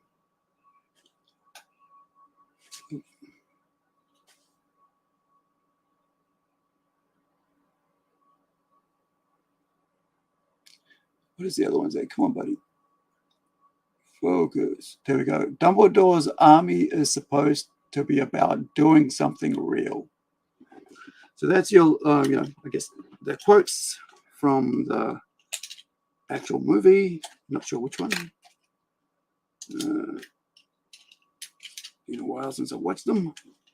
So that's there. That's that. Those two. So there's your thing. But let's see what. All right. So I want to. So the Golden Globes happened today or yesterday or last night or whatever. So make sure I've got the right one. Yep. Here's the monologue that the world's been waiting for since you know, the entire world's been waiting for since you know, what's his name, Ricky Gervais. And so they gave it to a Filipino who, unless you watch comedy all the time, I have no idea. I've heard the name. I think I might have seen a clip, but didn't really interest me. But that's just me, you know. So here we go. I got the gig 10 days ago. You want a perfect monologue? Yo, shut up. Joe Coy got the 2024 Golden Globes off to a That's one bumpy way to do it. start, going off script as some of his jokes were met with not so enthusiastic reactions. The night's host aimed zingers at the year's biggest TV shows and films, including Oppenheimer. Oppenheimer answered a lifelong question that's been on my mind for years. Yes, scientists do get laid. He then brought Barbie into the conversation and had this to say. Oppenheimer is based on a 721-page Pulitzer Prize-winning book about the Manhattan Project. And Barbie is on a plastic doll with big boobies. I watched Barbie. I loved it. I really did love it. I don't want you guys to think that I'm a creep, but it was kind of weird being attracted to a plastic doll. It's just something about your eyes, Ryan. After the audience's response to his next Barbie joke, he suddenly went off script. The key moment in Barbie is when she goes from perfect beauty to bad breath, cellulite, and flat feet. Or what casting directors call character actor. Well, since he's talking about Barbies, right? Might as well bring some out so we can have a look at some. All right. So last year I started collecting Barbies for the sake of making, you know, getting someone to actually, or myself, sew up some, you know, costumes so I could turn her into my character and have have Barbie dolls, you know, dolls, because we were looking at doing that. And so I bought a whole bunch of Barbies and stuff, and you know, so I ended up buying way lots. And then the weird thing is that it's really weird, you know, buying this. But the thing is that people, well, why I go and get them from, they know who I am. They know what I'm, you know, why I have them and what I'm going to do with them, you know, and turn them into my own little, you know, you know, have her as Incredigirl, or have her as, you know, characters from my comic books, because all I got to do is make sure I can, you know, and then I'll paint all this up, whatever. Have someone design it, because I've actually looked for people and I've searched on Facebook because, hey, can you guys design Incredible dolls,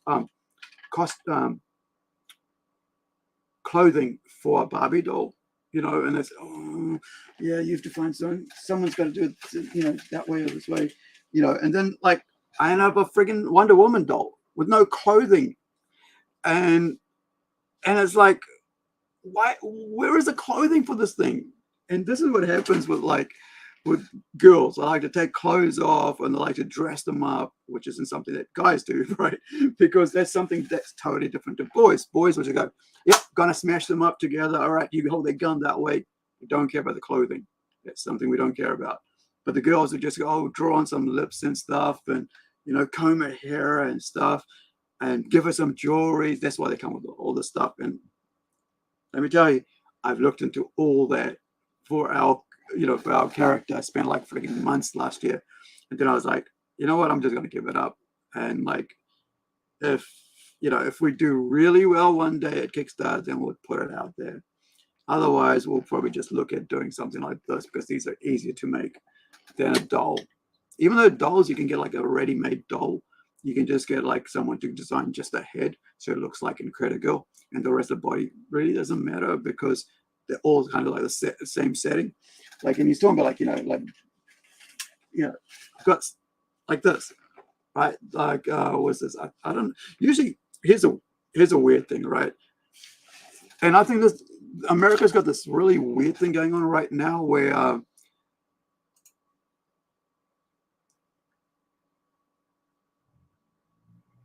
you're right. Now, what is in line with Rex? Because I just missed that when it came across, and so I'm out of sequence. And when you mentioned about that, so like what I was talking about, like draw on. They try to put like purple makeup on. See that eyeliner? Girls do that. Guys were like, hell no. Don't mess with my toy, man. My figure. Did you lose the gun? Go find me one. I'm going to take it off your one. Right? Well, find it. Right? Otherwise. So, yeah, so you got a nightgown. Right? But here's the thing. So, to know exactly which doll this is, if it's a Barbie or if it's a Hasbro or Mattel, you don't know which ones. I think it's like Barbie, so it's like Mattel. And so on. Sometimes you get like things on the back of the head. Focus. Right? Serial number type thing.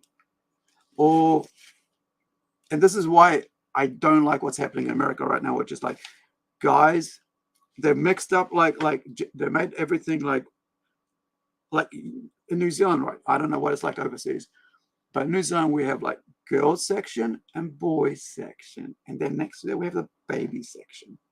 The reason for that is that so I, as an adult male, don't feel like a creep when I walk into the female section looking at the dolls, at the action figures, I should say. Right? Because that's weird. That's really freaking weird. Because the mums, they're going, why are you here? Like, it's not my fault. Freaking take it up with the manager. This is what's going to be like in America before they realize, neither the males or the females like this.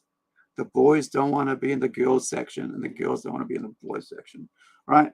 So that's the weirdest thing that when it comes around, like what I think is stupid over in that they're doing. Another one of many things that are stupid over in with America. So you get, look at this. So you get a girl who's like basically trying to afro the hair, right? Fuzzy out the hair. I'm not sure if this is how the hair comes, but I don't think so. So the girls like to play around with it, right? And they're always missing something. They're never complete. I think 1 in 20 might be complete. So there's no shoes, right? And so there's no maybe like necklaces supposed to be with this. So there's always something missing. And that's a cool, like I said, no clothes on a friggin' Wonder Woman doll. I mean, I'd love to show this up there if it had clothes on it, but like now I got to go and find like, maybe I'll take it off, another doll when I put it on there. That's like Diana or like with the Princess of Power, freaking, crown. What is that called? It's not a crown, is it? I can't remember what it's called, but it's not a crown. But like, it's weird, right? And so, yeah, so I'd love to show that up there and go, hey, this is, Diana of Themyscira, but I can't because like, it looks weird. Just like if I was looking at, male figure, male toys over at Link. So I think there's Mulan, right?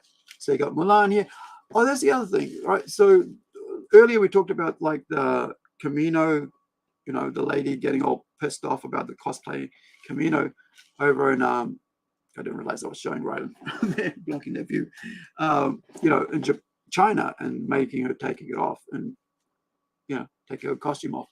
So kind of like it looked just like that, like a pink thing. But like, of course, this is not a Camino. This is kind of a cross, but it's very, it's Mulan, so it's Chinese, right? So yeah, and then you've got this one here, which is actually, I think it's a brat, but actually, yeah, like I said, 1 in 20, right? Which has everything. So it's got the boots, right? Has a dress, and of course, like here, look, because they're always rough with them, it's ripped, right? And then you've got the hair. Look at the locks, right? So yeah, what else is in there? Because this is just a bag. Like seriously, this is just a big bag of Barbie dolls. But there's some more in one of the shelves over there. I've got like friggin' 6-level shelving drawer set, I should say, not shelf. And so that's in there. So here's another. Yeah, so here's a big bag, right? It's a shopping bag, right? So in here is different types of dolls. So they're not always like Barbie or Cindy or Bratz, because those are the figures that I'm looking at. So there's this one here, right? Like I said, they never come with clothes, right? Because this is from secondhand and it's all there. And like, but check out the hair. Look at the amount of hair. So this is a doll just for doing hair. So usually, like I said, over here you'll have the serial number of the patent, and then sometimes on the back you'll have like the name of the brand and stuff, you know. And but this one doesn't have it, so it's kind of weird. But like, check out the eyes. It's almost like it's a cartoon in the eyes, but look at the eyes. It's like almost like the anime eyes, right? It's a big wide eyes. But yeah. Here's another one. This is one with purple hair. Right, I got this one because I thought we've got a character who has a purple hair, and I thought if I cut it to the size, it will work, like her hairstyle. But that's pretty cool. Like, yeah, and yeah, so it's got the made in China. But the other thing I was going to say, it's about hair, right? So that's where their brand name is and stuff. Who's going to come show me? Come on. I think it's trying to reach. Hold up. I think it wants to see my face because it Zuru, right? So that's the brand name on this, and so it's not actually, you know, Mattel all thing. So these are different ones. But yeah, so but I also have like Action Man. Like there's a drawer full of Action Man figures there as well, and there's Action Man figures I didn't even know were Action Man figures. That's really weird. There's one with roller blades on his feet, like actually stuck there, so you can't actually take it off. So those are quite weird. But so yeah, so this dude, right? I mean, like he gets chosen 10 days ago to do this. Yo, I got the gig 10 days ago. You want a perfect monologue? Yo, shut up. Yeah. You're kidding me, right? This is what happens when you get people based on. Joe went on to zing Robert De Niro, who welcomed a daughter last year. Your last performance is got to be your greatest performance ever. How'd you get a pregnant at 80? We should go Katt Williams. He also joked about the nudity in Saltburn. Where's Barry Keoghan seated? Where are you? Where's your penis seated? If you haven't seen Saltburn, you probably have no idea what I'm talking about. So watch it. Then you'll understand what I was talking about. And then right after that, watch Barbie. And then you're going to be like, something's missing. TV and then watch Maestro, and you'll be like, oh, there it is. It's on Bradley Cooper's face. What? That's hilarious. And then, after a quip about Imelda Staunton's performance in The Crown fell flat, he again pointed the finger at the other joke writers. Her portrayal of the Queen was so good, Prince Harry called her and asked her for money. Like I said, I didn't write all these. This is like really, it's cringe, right? Am I wrong if you say this is cringe? I mean, really, is that cringe or what? Like you're up there, you get offered whatever you're supposed to do your job. You got 10 days to do it, and I was thinking about that 10 days, right?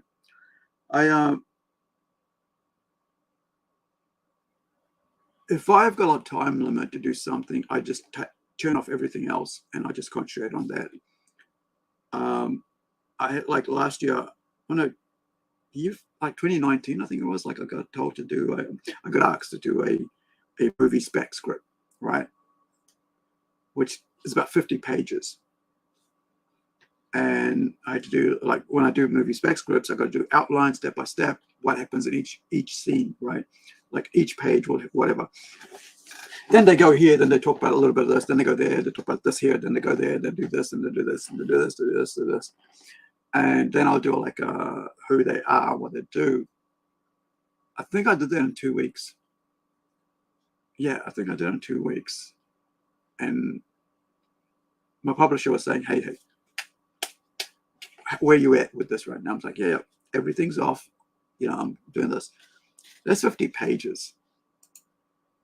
Right? But that's me at my level. No, not him. I'm not at his level, right? Supposedly, right? But then he's got writers writing for him as well. And so when you're getting people writing for you, you got to deliver the way they think, right? And it's kind of hard because you don't know what they actually mean in their head. And so, well, how they want, you know, they'll try to, you know, they'll try to like say, hey, this is how you do it. There's like sometimes like the friggin' SNL like always falls flat because when they're writing it, if they don't have the right comedian to act it out, it always falls flat because like we talked earlier about how Katt Williams, how he removes himself entirely from the character, and then, you know, all his knowledge and experience throughout his life he puts into that character. He does the research, so it becomes real. However, you got someone like this. Every joke that falls flat, he blames the writer. Oh, there's all these writers that are writing for me, like they do on SNL. There's people writing for them, right? And so, and if you don't know what SNL is, right, it's Saturday Night Live. It used to be really cool, probably up till the 90s, maybe even the 2010s. Up the last few, decade or so, it's been like trash.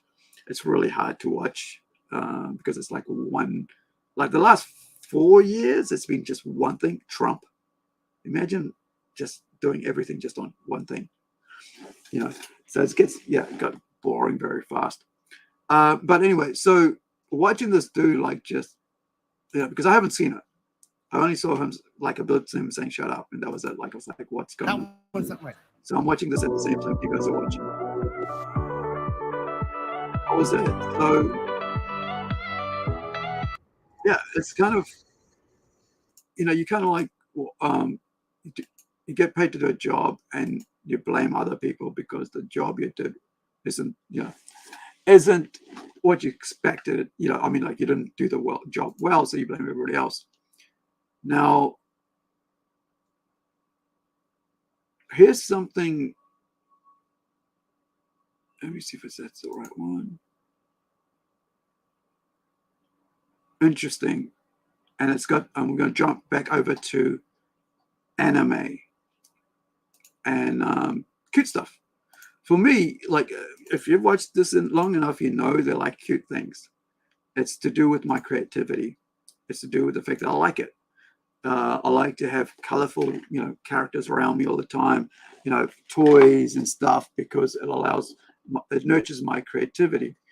That's why, like, I can just look around my room and I'll find something and I'll go, oh, look, right there, there's Batman puzzle, right? I haven't put it together yet, but it's there, right?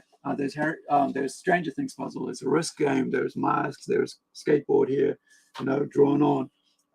There's figures of Iron Man on the floor because there's no room on the shelf, and there's Captain America and all this stuff everywhere, right? So, I mean, like, I try to, I showed you guys before, but like, it's up on the roof, as you can see that way. I mean, not on the roof, but it's high up and everywhere. So, but I found this interesting because I think it was Hero Hay brought it up. But he didn't go to the actual article. He was just talking about someone had actually done he didn't actually go to the article, but I searched for the article. So we're going to go through the article about this. It's quite weird. Right. So here we go. So Joko, he's Filipino. I think he's Filipino. Is a great comedian. I just think those award shows are conducive to comedy. Just make it super posh and over the top. It's not a comedy club. Yeah, I think, and that's why, like, Ricky Gervais worked, right? He was just like, shut up. He could do shut up because the way he did it. This guy can't. it's just his delivery isn't about. It's kind of, I feel like it's imitating, and yeah, I think if you put it up there, it's like it's tone of it all. And if they want comedy, it's like the most watered down, polite shit around. Look at Billy Crystal. They want to be charmed, not made fun of. Exactly. And that's why everybody loves that monologue from Ricky Gervais, because he's like, you guys aren't it. You aren't normal. You're freaks out here. The normal people don't, you're just pretenders to the throne, right? You're not the kings. You're not, people out here live differently.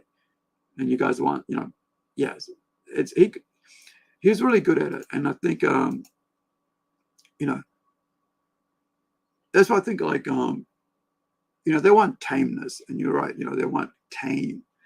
And at the end of the day, they got tame, and then they didn't laugh because tame doesn't bring you laughter, right? We laugh because it's crazy, because it's real. And I think that's where the humor, a lot of times these people don't understand why we used to laugh so much before. It's silly stuff. Like, it's laugh in the face of racism because it was funny, because we could see it. And we see it. We saw it around us, and we could laugh at it because we saw how ridiculous it was to be racist. Because it just didn't make sense. Still doesn't make sense. So let's have a look at it. So this is, this is freaking Telegraph, right? It's one of those big papers. So here we go. So Telegraph, right? UK's news website of the year. So let me just see if I can pop this up a bit more. Here we go. Maybe a bit more. And how's that look over there? Cool.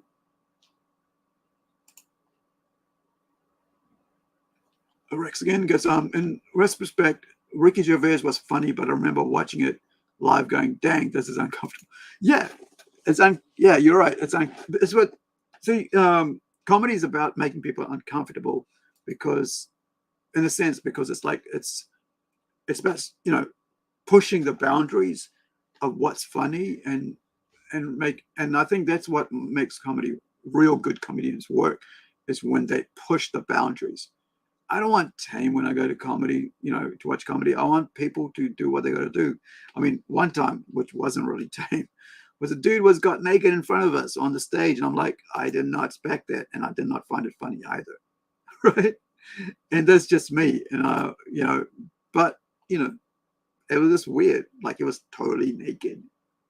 And the weird thing was, there's a small venue, and he was like, got this far away. It was like, ugh. Yeah. I guess Rex again. I guess I guess the question is, should an award show like that be uncomfortable? Yeah, but I mean, then you want to get a PG. Yeah, you want to get a PG comedian who just does tame jokes that people will laugh at. But the problem now is people don't want tame jokes. If you really think about it, what's the most biggest selling or most viewed comedy right now? It's it's Dave Chappelle, and it's Katt Williams. It's stuff that's in your face. I think people are tired of tameness and politeness. The PC culture of the 90s is not wanted anymore, because people are now trying to bring PC culture back. Political correctness. It's got to a point where it's like, we don't have time for that. Make us laugh. And like they said, jokes gotta be punchy. It's got a 1, 2, 3. Set it up, get the meat, and then boom, here's a dessert. And at the end you can't go, oh, I didn't write these jokes, which is why it kind of sucks. It's like, oh, there's other people writing these jokes. Like, that doesn't work.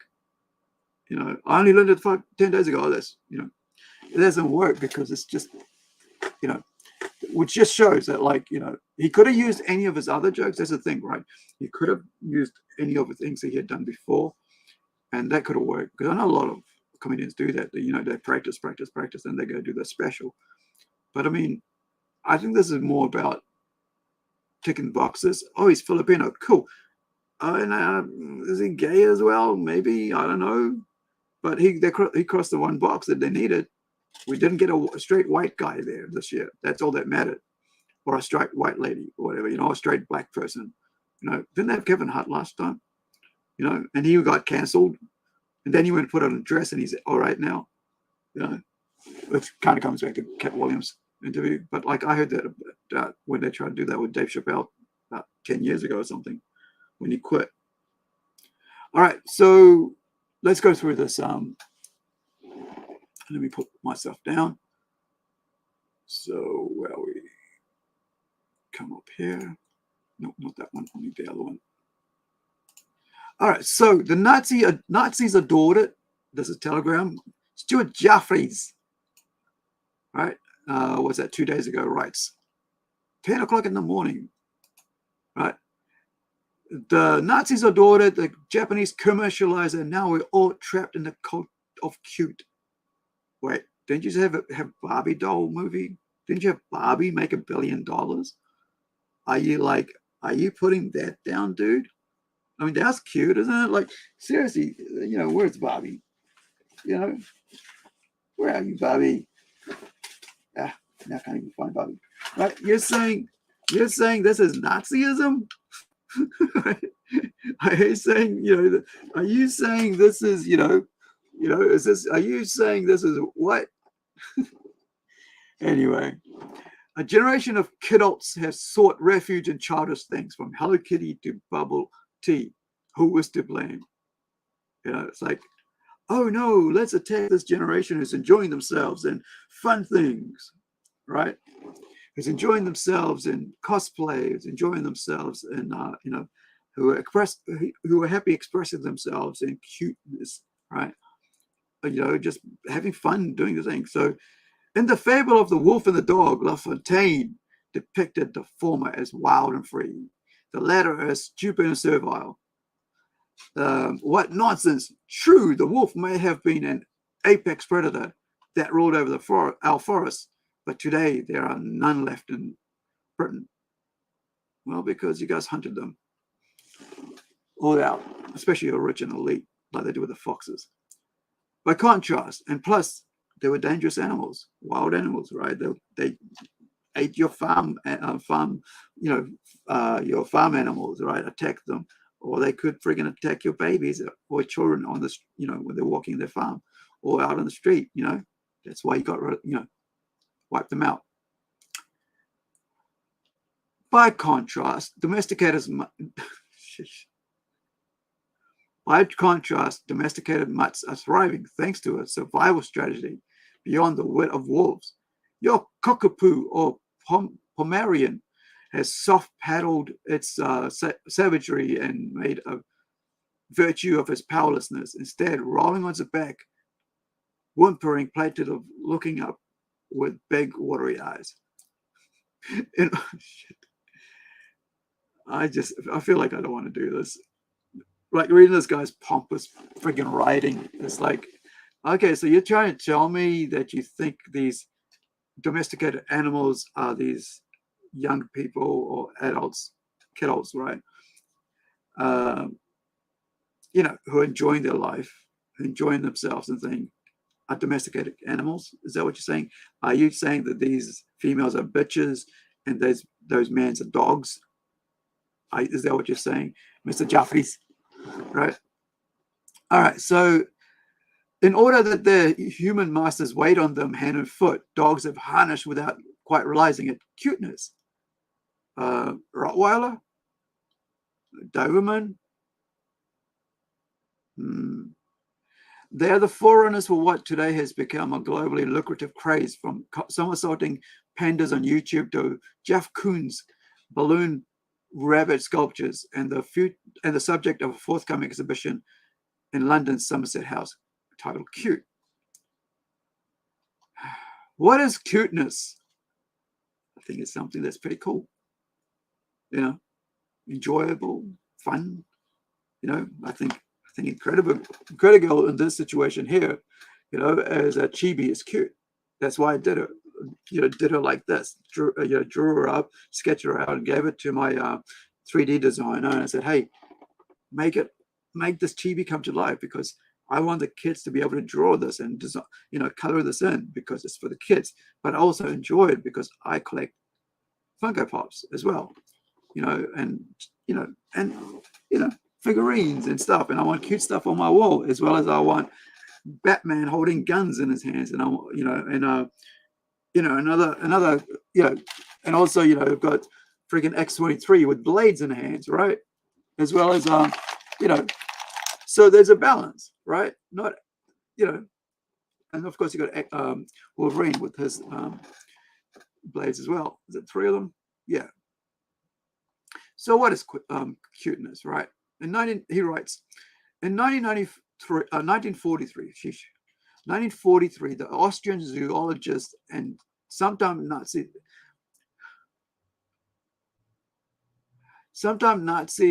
psychologist, as well as future Nobel laureate.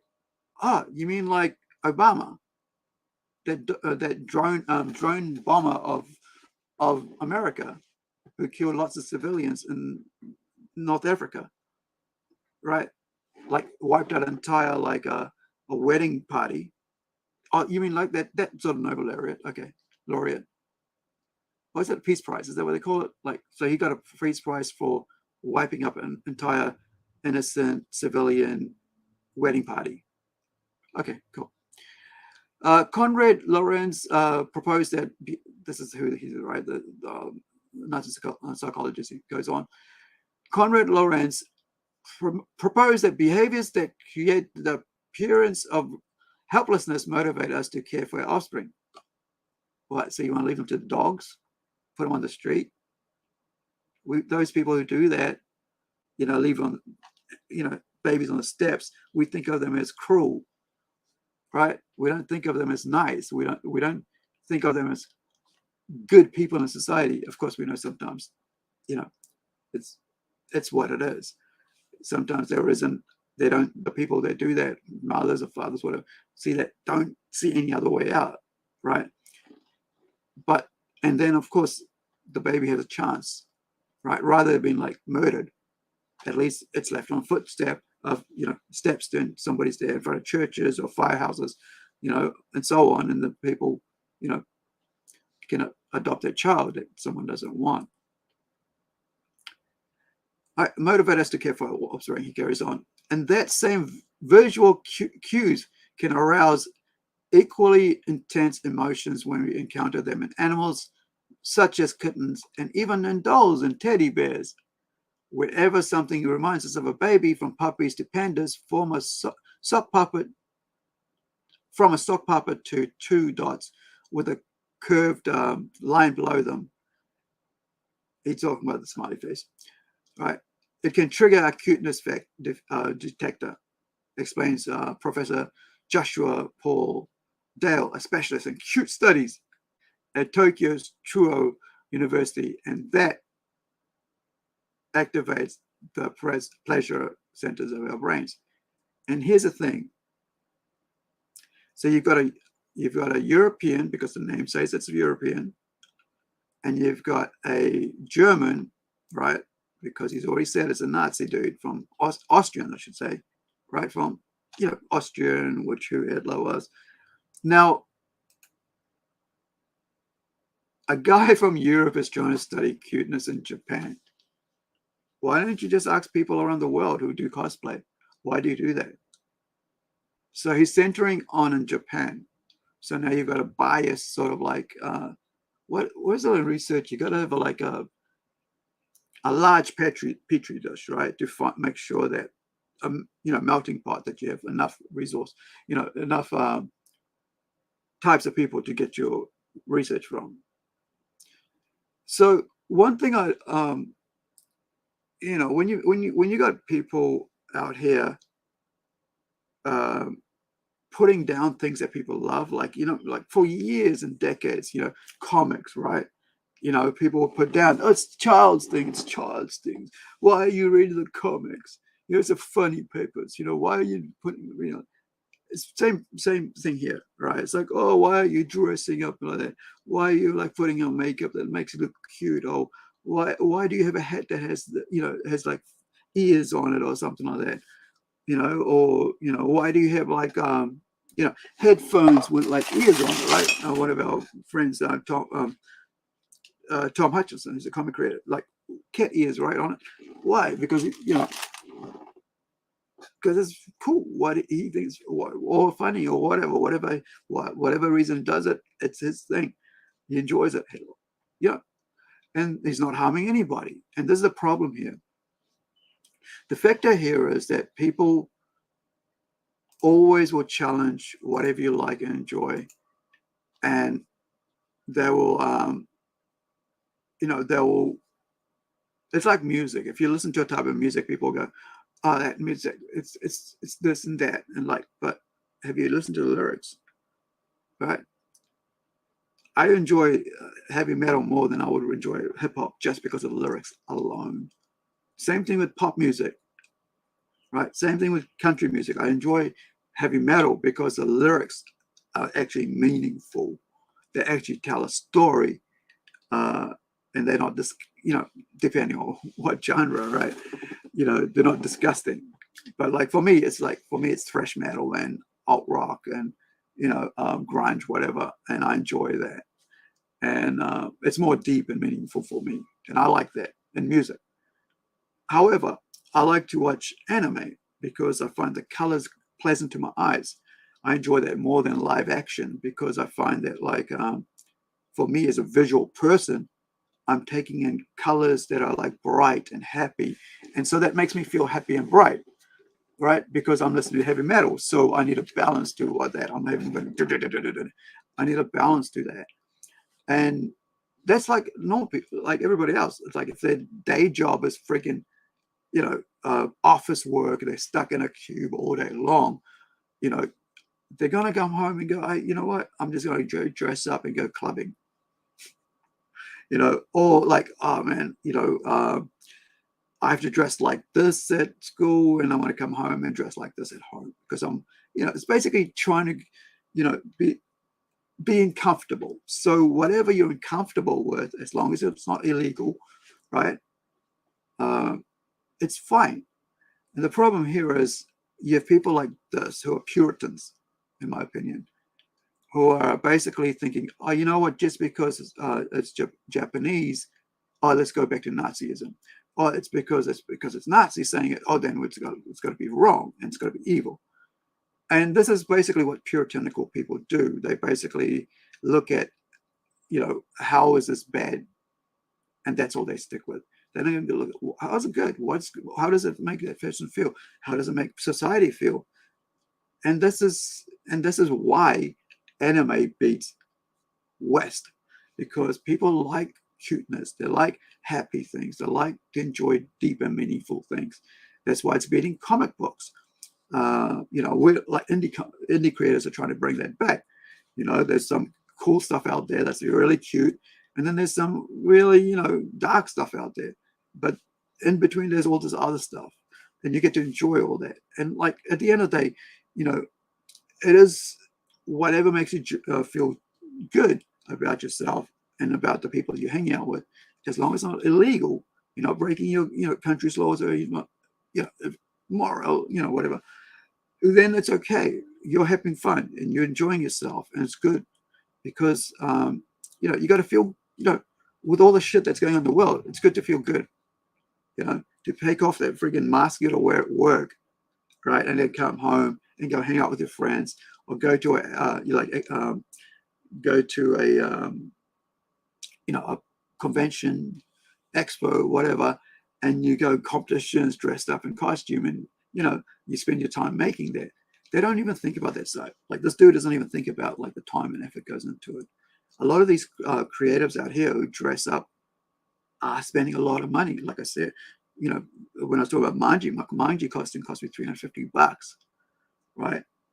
And it's money I used that I actually earned, right?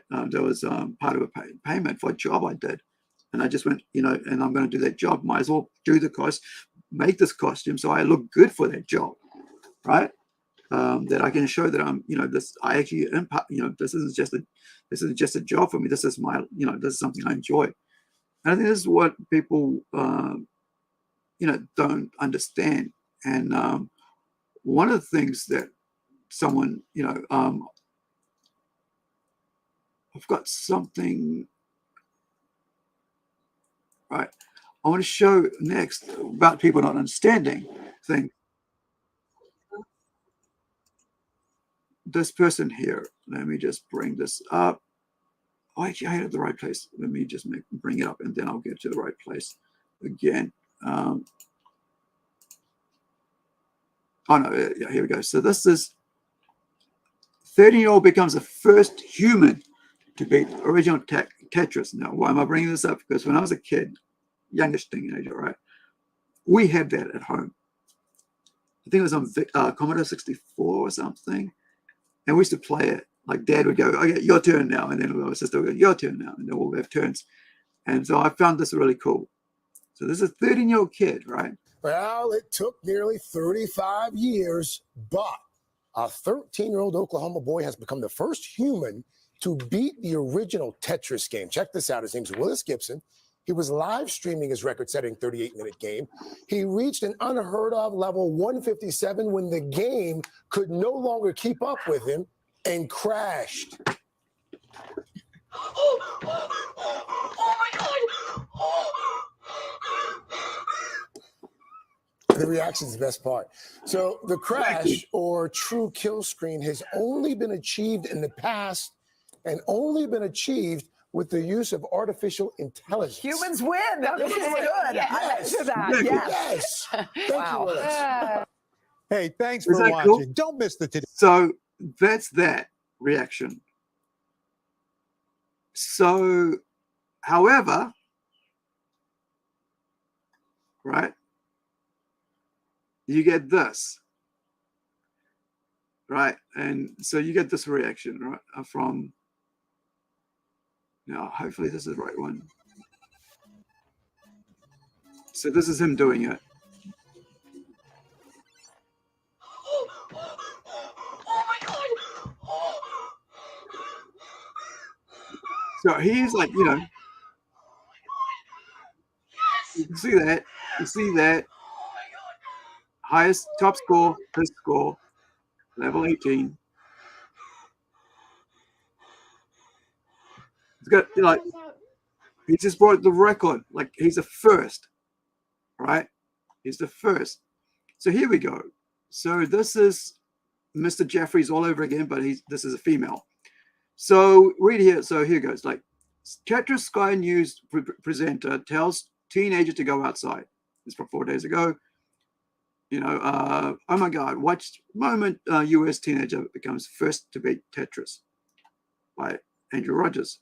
So from BBC Newsbeat. A newsreader has been criticized for saying a teenager who broke a Tetris record. So it's like a scientist, if you really want to put up there, who did something, you know, scientific, right? Whatever. It's like an athlete doing something on the, you know, on the sports, whatever, right? Running record, whatever, high jump, scaling a wall, right? So go outside and get some fresh air, she says.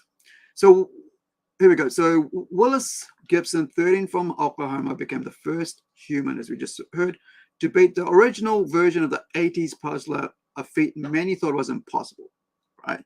So this 13-year-old kid did the impossible. That's the first thing we should all take away from it, right? But Sky News, Jane Sacker, right? That's her there,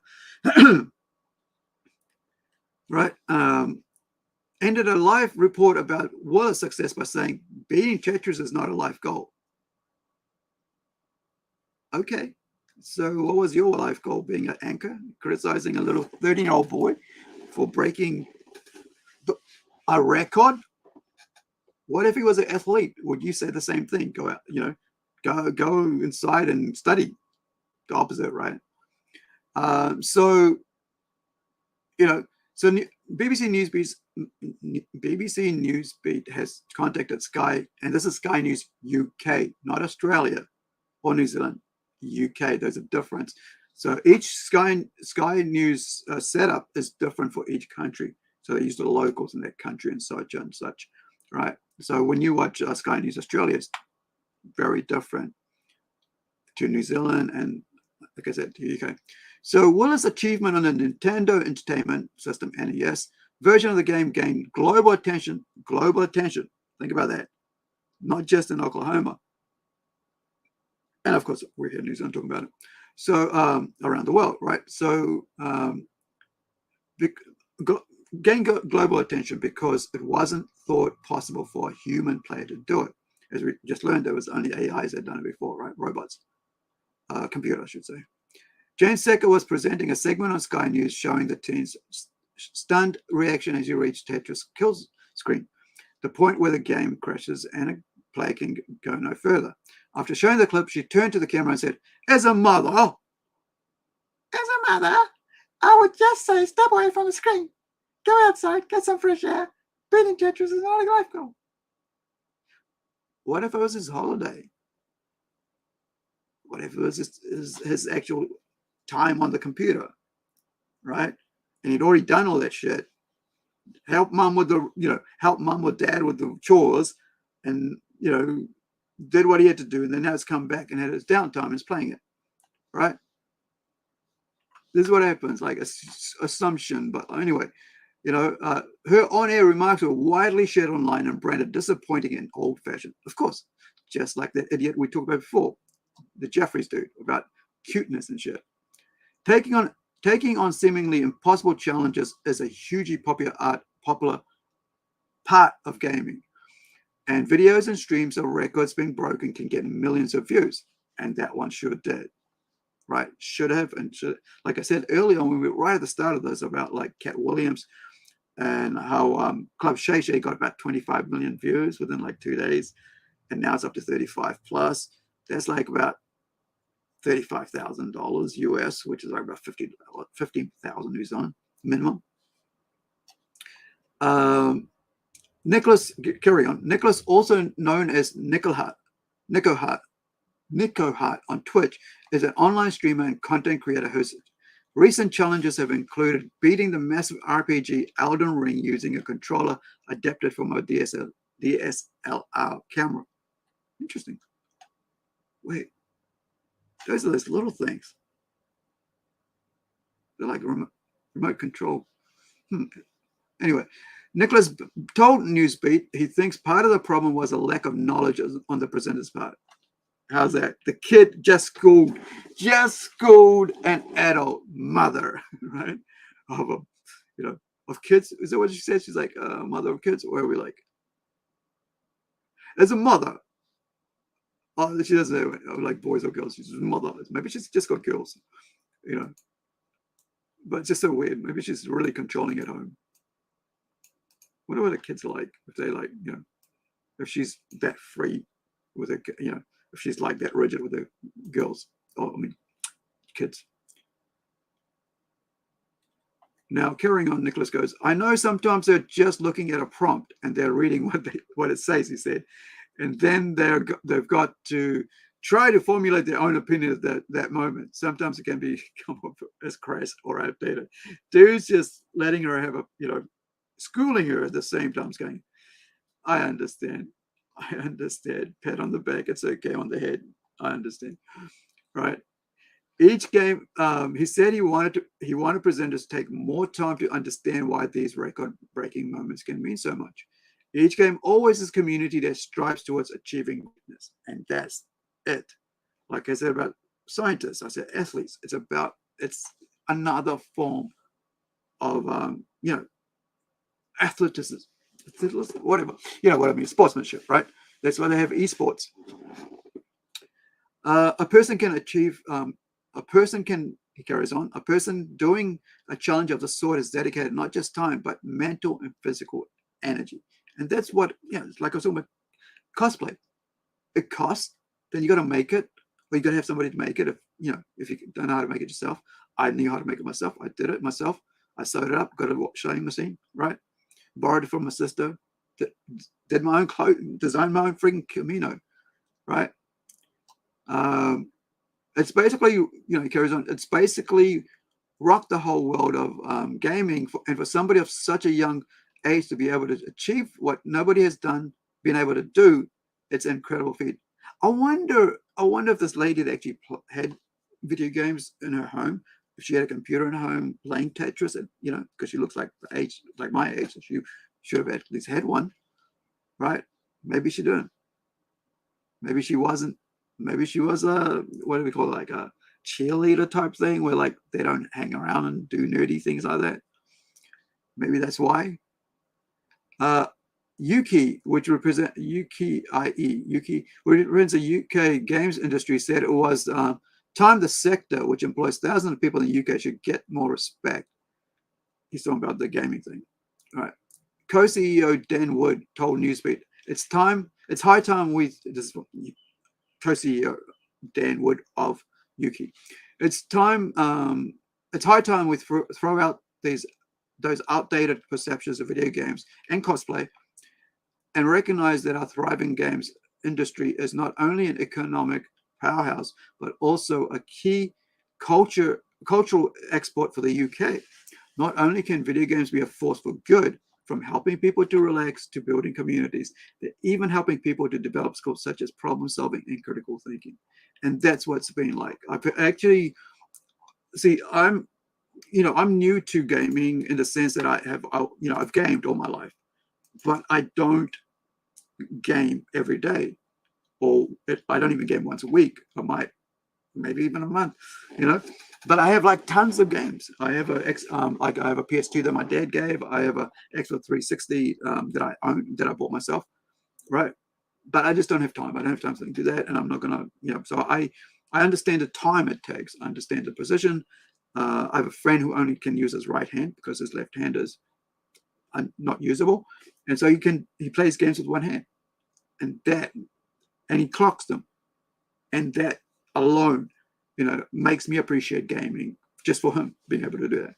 But when I was doing radio in about 2018, I actually interviewed a mum, right, and a gamer about this, a female, both of them females, right, about this, and how do you deal with your kids playing games all day, and how do you treat them, and also what it's like to be a female gamer, and so on, right? And it was cool because in 2019 there was like a esports comp here, right? It was like a weekend or 3-day event, and so I was like, I got to speak at it about comics and what we're doing, because I just gotten back into comics, and what what I was looking to do and what my aim was, and basically it hasn't changed. My aim for that hasn't changed, which is like to help other people get into it, talk about it, make my own. And then also I bought display units so I could actually have a decent stand, because I got given a $300 space for free because I was helping and stuff and promoting and all that with the radio and stuff, and they just said, oh, we just give it to you for free, man. It's like, oh, sweet. So I went and spent about $450. I think I spent $300. My mom spent $150 for these. Like, let me show you. So this thing here, this display unit, so it's glass, it's a jeweler's thing. So it's like about a meter and a half, 12, about a meter and a half wide, and about a meter, about 1,200 high. And so it's like a glass. It's actually here. Look, you can see it. That's what it looks like. So it's, you got the display here. It's a jeweler's thing. So I bought it off one of my friends in Auckland who's a comic store owner. So he was able, he just said, hey, I hear you're after some display units. I got some. Do you want them? I said, yeah, man, I'll take them. So my dad went up and got 2, and then I went up and got the last one. My mom and dad went up and got 2 and drove back from Auckland down to Whangarei, and then I got the last one with my dad. Yeah, and so I appreciate these different fandoms and stuff, because I've actually talked to those people, and I've actually enjoyed that myself. You see me talk about games I buy and stuff because I just want to have them, but I also have games that I have played and stuff, and I'm looking for them all the time. Things that I missed out on when I was younger, because like I would like to get an X-Men game, like but for 360 or something like that.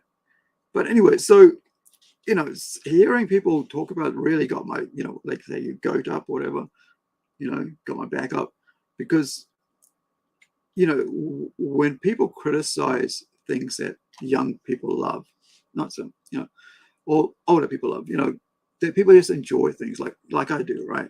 I find it really annoying and kind of disgusting. And it's like, yeah, so you buy a car, or you like cars and stuff, that's cool.